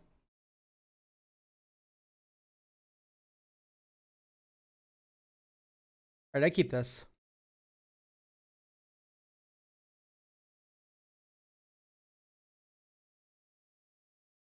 Wait, isn't Ulamog perfect for this deck? I'll complete that thought later.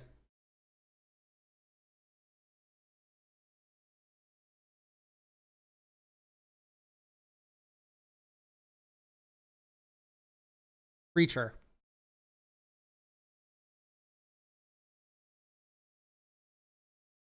Draw 4.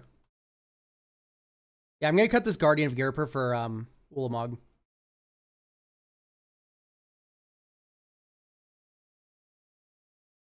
Because Ulamog looks at cards in exile.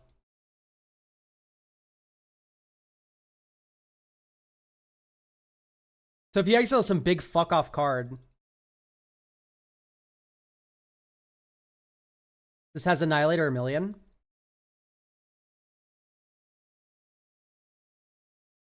Yeah, that's why I cut Guardian of Ghirapur specifically, because I don't believe in the infinite in this deck. Like, you can do the infinite in this deck, but it's a lot more funny to just, like, cast trigger Eldrazi.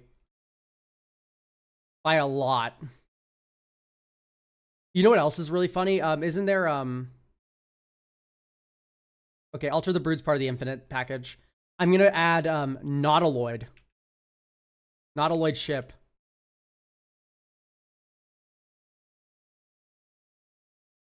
Because you can pick this up and recast it. Right? Yeah, any number of non-land permanents. Enters exile target player's graveyard. Whenever it deals combat damage to a player, you may put a creature card exiled with Nautiloid ship onto the battlefield under your control.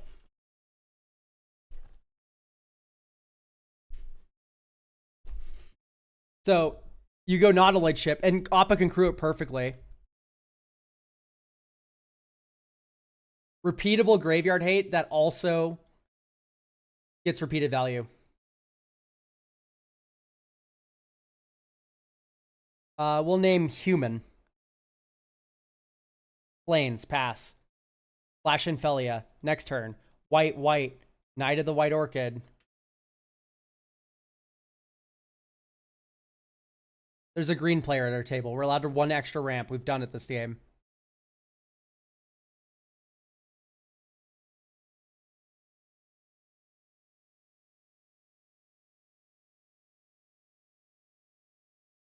Moogle.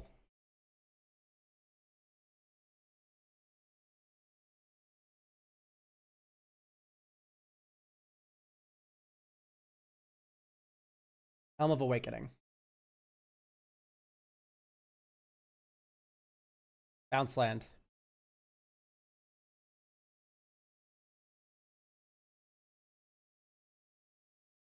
The only issue with white, it's like kind of tough to fill your graveyard for Emrakul Delirium.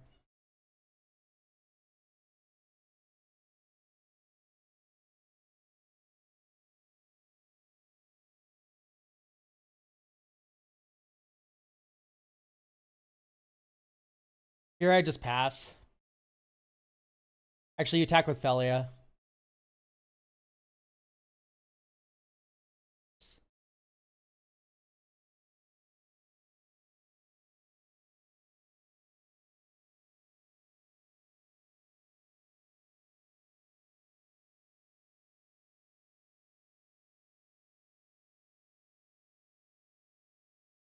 Wait, whoops, these only cost 2.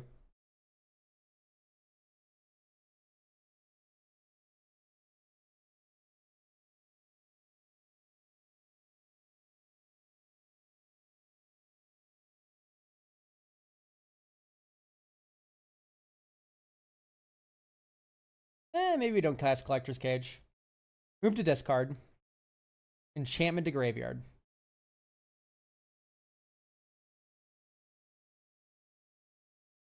I know I was just shit-talking Emrakul, but 1, 2, 3, 4, 5, 6, 7, 8, 9, 10, 11. We're 2 mana away from Emmy. Which is definitely actually a lot faster than I was expecting to be here. It needs to be different card types, Adoros, though. It can't just be random little shitters. It needs to be creatures that die and have a creature, like, have significant card types. So I think because of this, I'm going to add Ash Barrens. Because you can cycle it.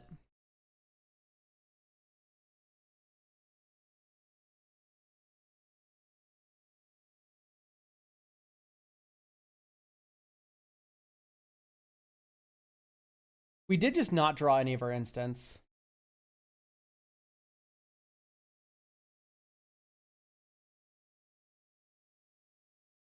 What the fuck? Holy shit!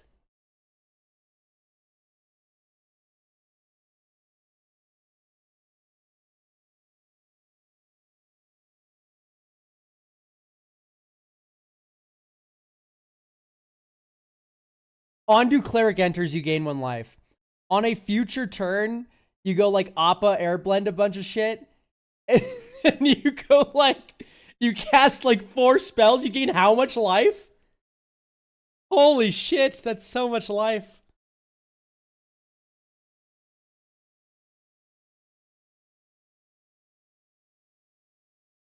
There.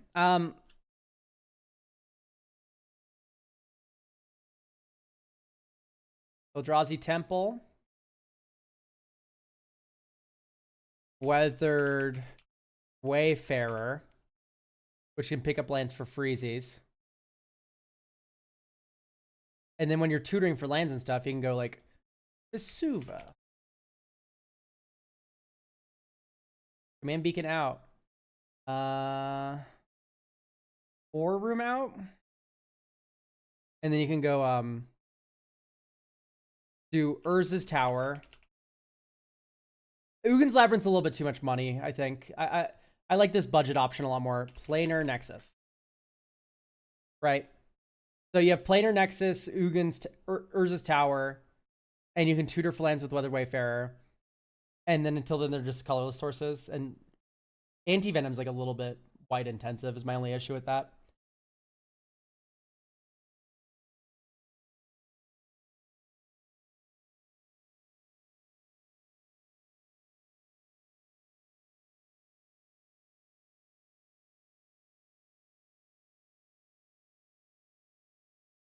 I'm gonna put a Saga in your deck.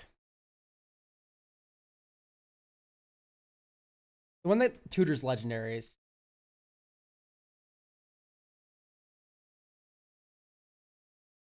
War of the Last Alliance. Legendary creature card. Get Ulamog Emrakul as the top ends. Felia to get value off of it. Cloud to get Skull Clamp for card draw.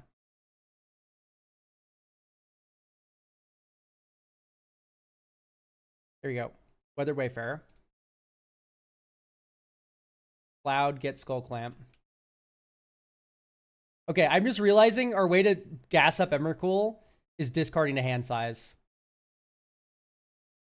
Search our library for land card. Get Eldrazi Temple. Skull Clamp, equip Skull Clamp to Cloud, draw 4. 1, 2, 3, 4. Okay, in hindsight, I wish I got the funny land. Okay, so now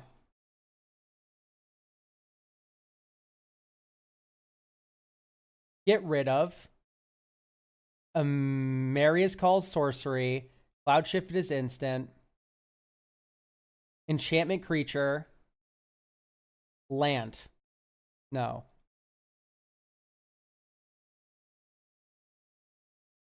We can get an instant in our graveyard pretty easily. In fact, we're going to do it on our upkeep. So let's get rid of this now. Okay. So we now have 4 card types. Okay. Untap.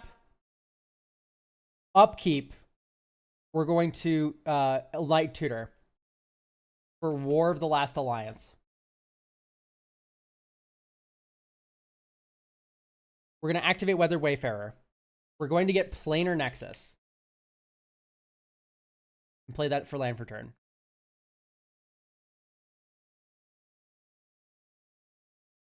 We will then pass. Well, we can equip Skull Clamp. Let's do that.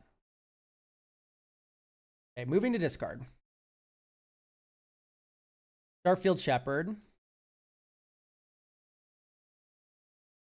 And Justicar's Portal. Okay. Urza's Tower. 1, 2, 3 mana, because this is a power plant and a mine. White. War of the Last Alliance. Search our library for Emrakul the Promised End, who currently costs 8 mana.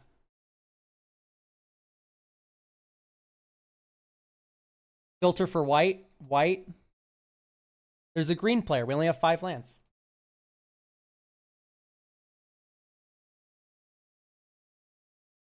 Plains.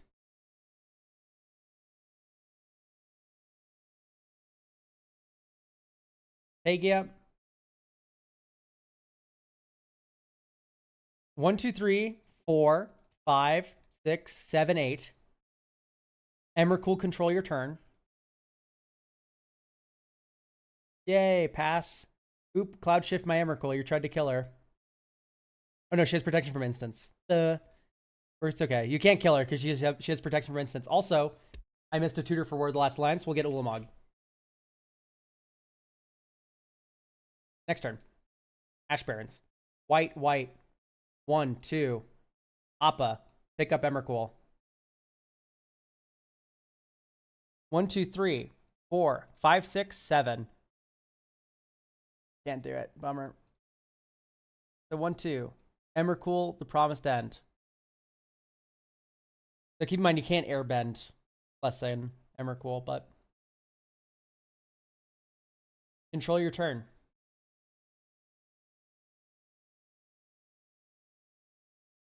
Also, we could have just had a double striking Emrakul. That's not bad at all.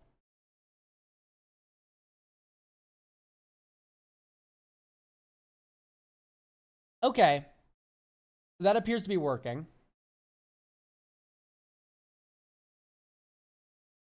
So, I want to add a mana value 1 artifact to this deck, and the one I want to add is Gerard's Hourglass Pennant. This is something I run in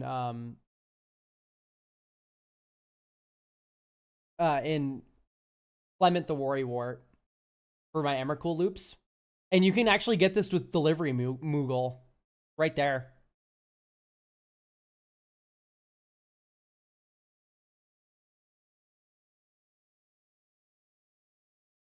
Also, Urza's Saga. It's not only 2 card types in the graveyard, it's a land and an enchantment when it dies, but it lets you tutor for Soul Clamp or Gerard's Hourglass Pennant, which is very strong. And at this point, you probably want a Kozilek's Command. This is a very good card. And then, now that we have Gerard's Hourglass Pennant and all that, let's add an Essence, Reliquary, and Peter Parker's Camera. Right? So you have Peter Parker's Camera that gets tutored for with Urza's Saga, or you can get Gerard's Hourglass Pennant if that's the missing piece. Or if you, and then if you have Essence Reliquary, you can start bouncing Emrakul that way, or recasting Appa this way. It's a very good card. All right, Holly is probably not it for me. Oh, how many colors in a commander deck would you consider it not worth playing all the colorless package? 3 plus colorless. That's basically 4 colors. It's so hard to do. You do get more pain lands at your disposal, but like, man, that's tough.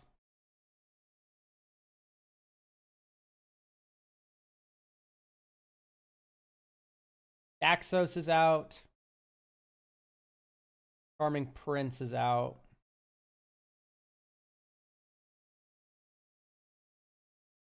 You have all Fate Stalker, but not.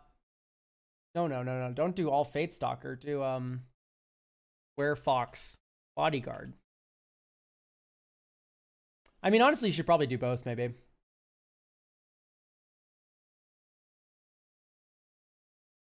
All Fate Stalker.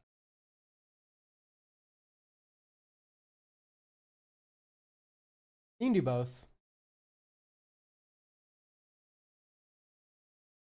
Okay, Justigar's Portal felt a little mid to me. Rebuff the Wicked I've always hated. Not a big fan of that card.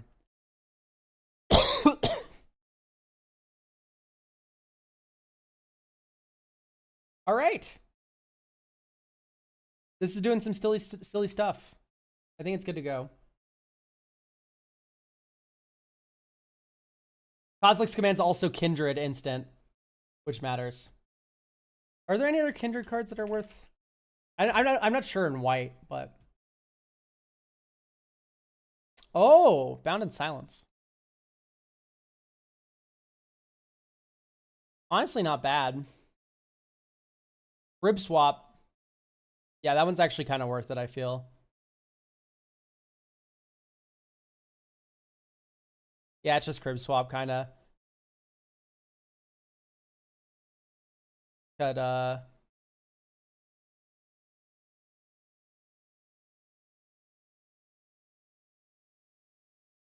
Leaning towards Cosmic Intervention.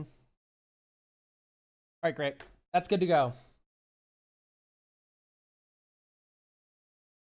All right, Ruby's here. Cleopatra.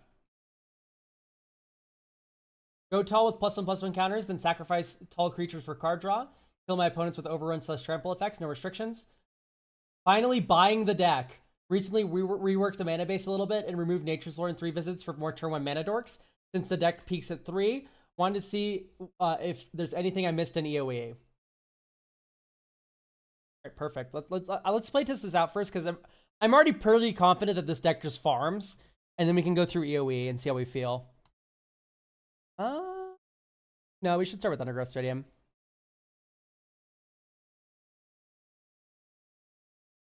Aggie's Soul Cauldron pass.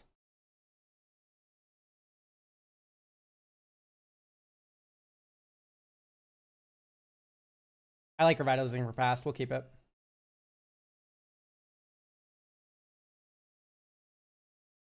Okay, so Garrick's Uprising has me a little bit concerned. It's good as a trample enabler, but in this current state, yeah, I'll look at considering after this first play test round.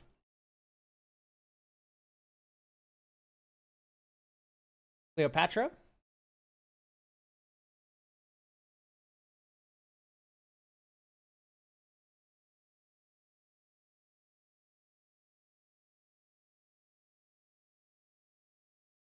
There's Walking Ballista. We have Aggie's Soul Cauldron.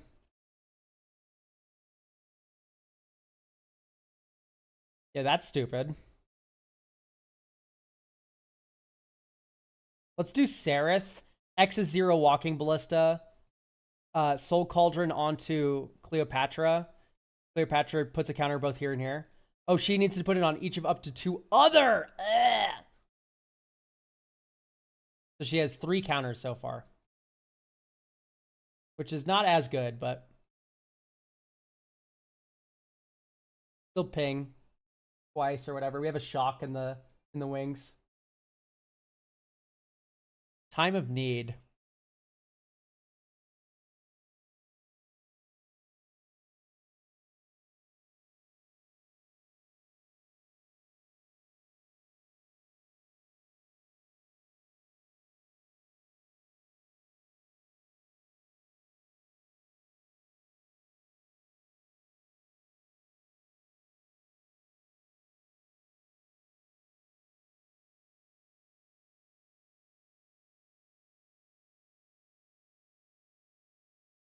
Get in-universe Cleopatra. These all have the ability to ping.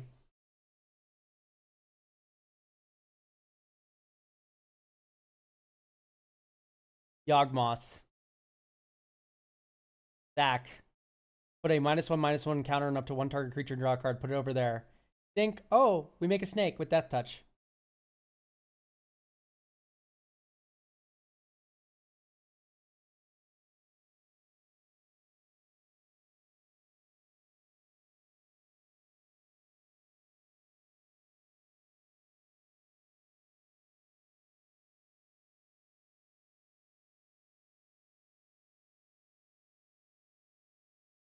I was expecting to see a...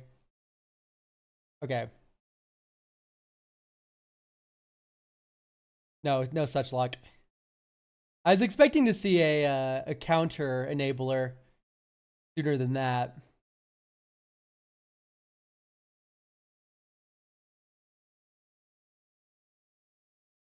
All right, let's look at considering. Don't like Umbercaller Zealot. Eternal Witness I only like if we're already rocking Saw in half, which I don't think we are. And I think it's a little bit of a tall ask to get it in there.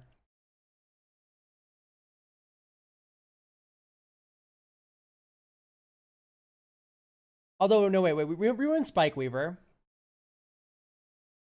So you could do like a Saw in half Eternal Loop if you wanted to.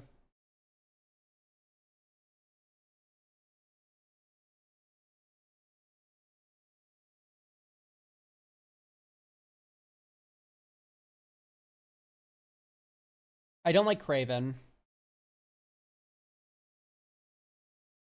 I don't like these as much in this deck. Normally, I'm a huge fan of this with Arbor Elf, but like I think Dorks are way better because you get it into a play pattern where you sack a creature and then you move the counters over with Rayhan, and that's really strong. I'm also not a big fan of Terra Symbiosis in this deck because you're not really putting a lot of counters on a creature unless you're already winning, from what I've seen. Suster Secundi's broken, though. Suster Secundi should be in this deck. Do you have white? You do not have white of the Reliquary. I think that officially tips us into white of the Reliquary scales, where I kind of want to see this.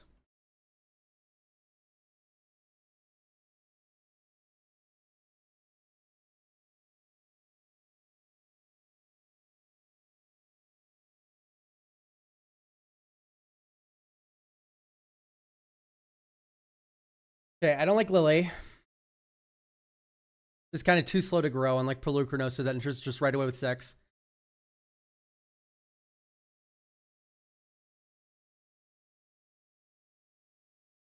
Yegara.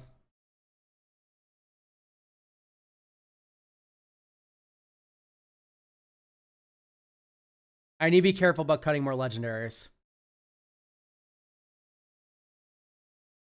But I think you do have a decent amount already. I love Vigor. Especially with walking ballista combos. Oh, Parting Thoughts is so cute, but I think, yeah, if we want to fit Saw in half in here, some things that are cute have to go. Because we already have Eternal Witness in.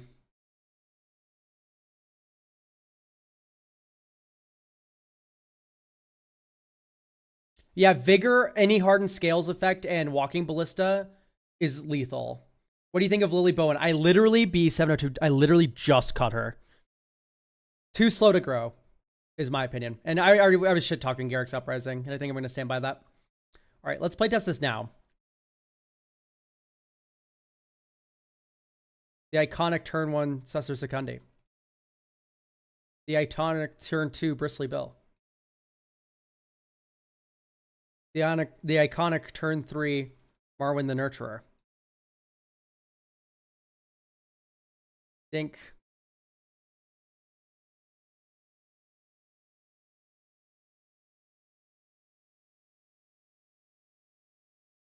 Five counters here.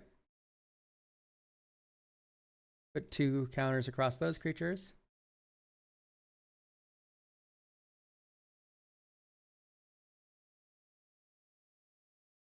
Tyvar, Jubilant Brawler. Did we play land this turn? Yes, we did. So another counter here.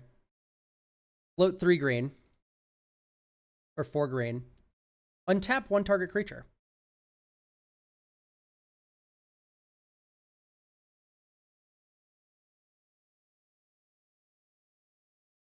So untap this creature.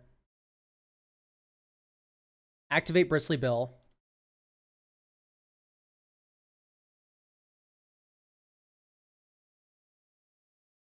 Seven green mana.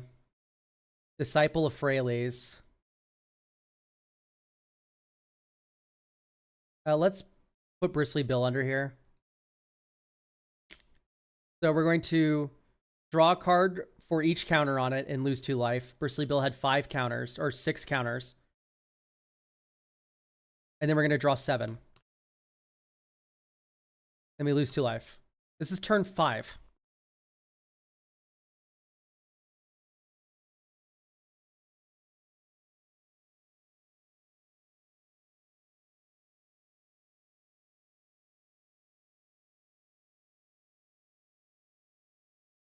Yeah, Ruby, honest to God, Queen, never send me this deck again. It's perfect. It's so good.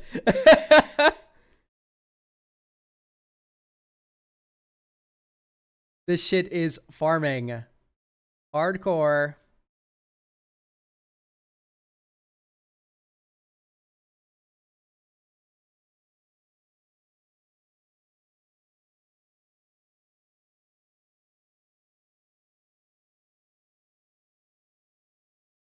If it's so perfect, why are we continuing? At this point, it's all side grades.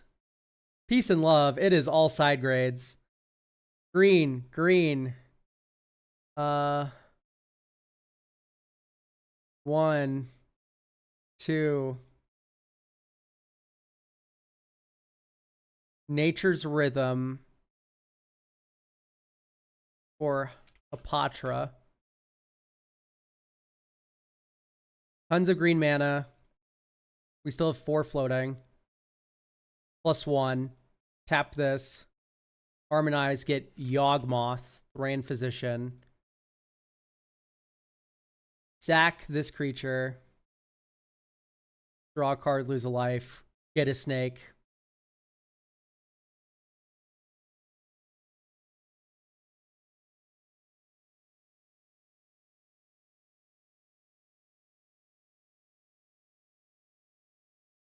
+1 Tyvar, untap Marwyn.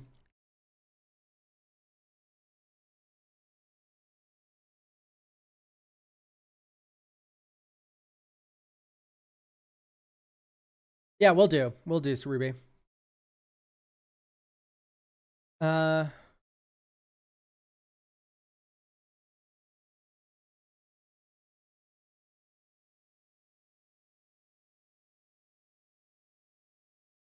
Anyway, you can kind of Plague Wind here.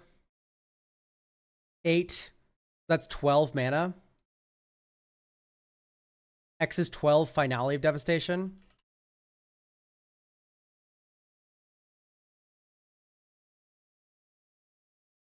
Oh, you just get Sephiroth.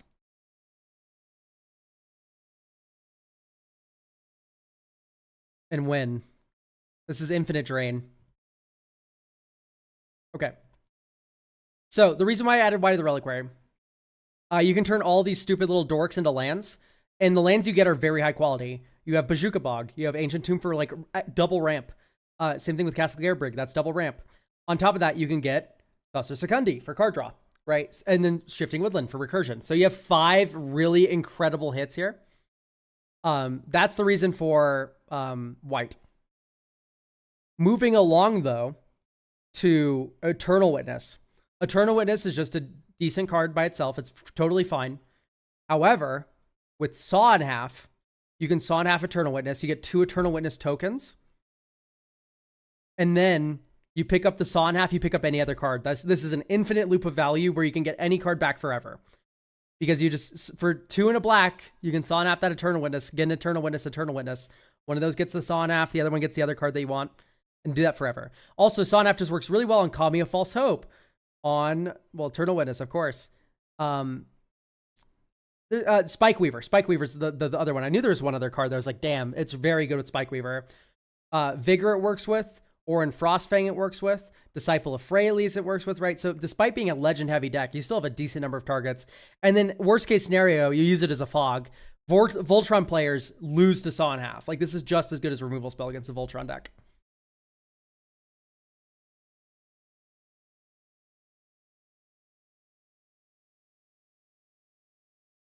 Yeah, beautiful.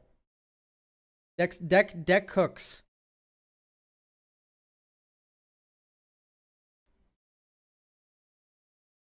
Thank you, Ruby.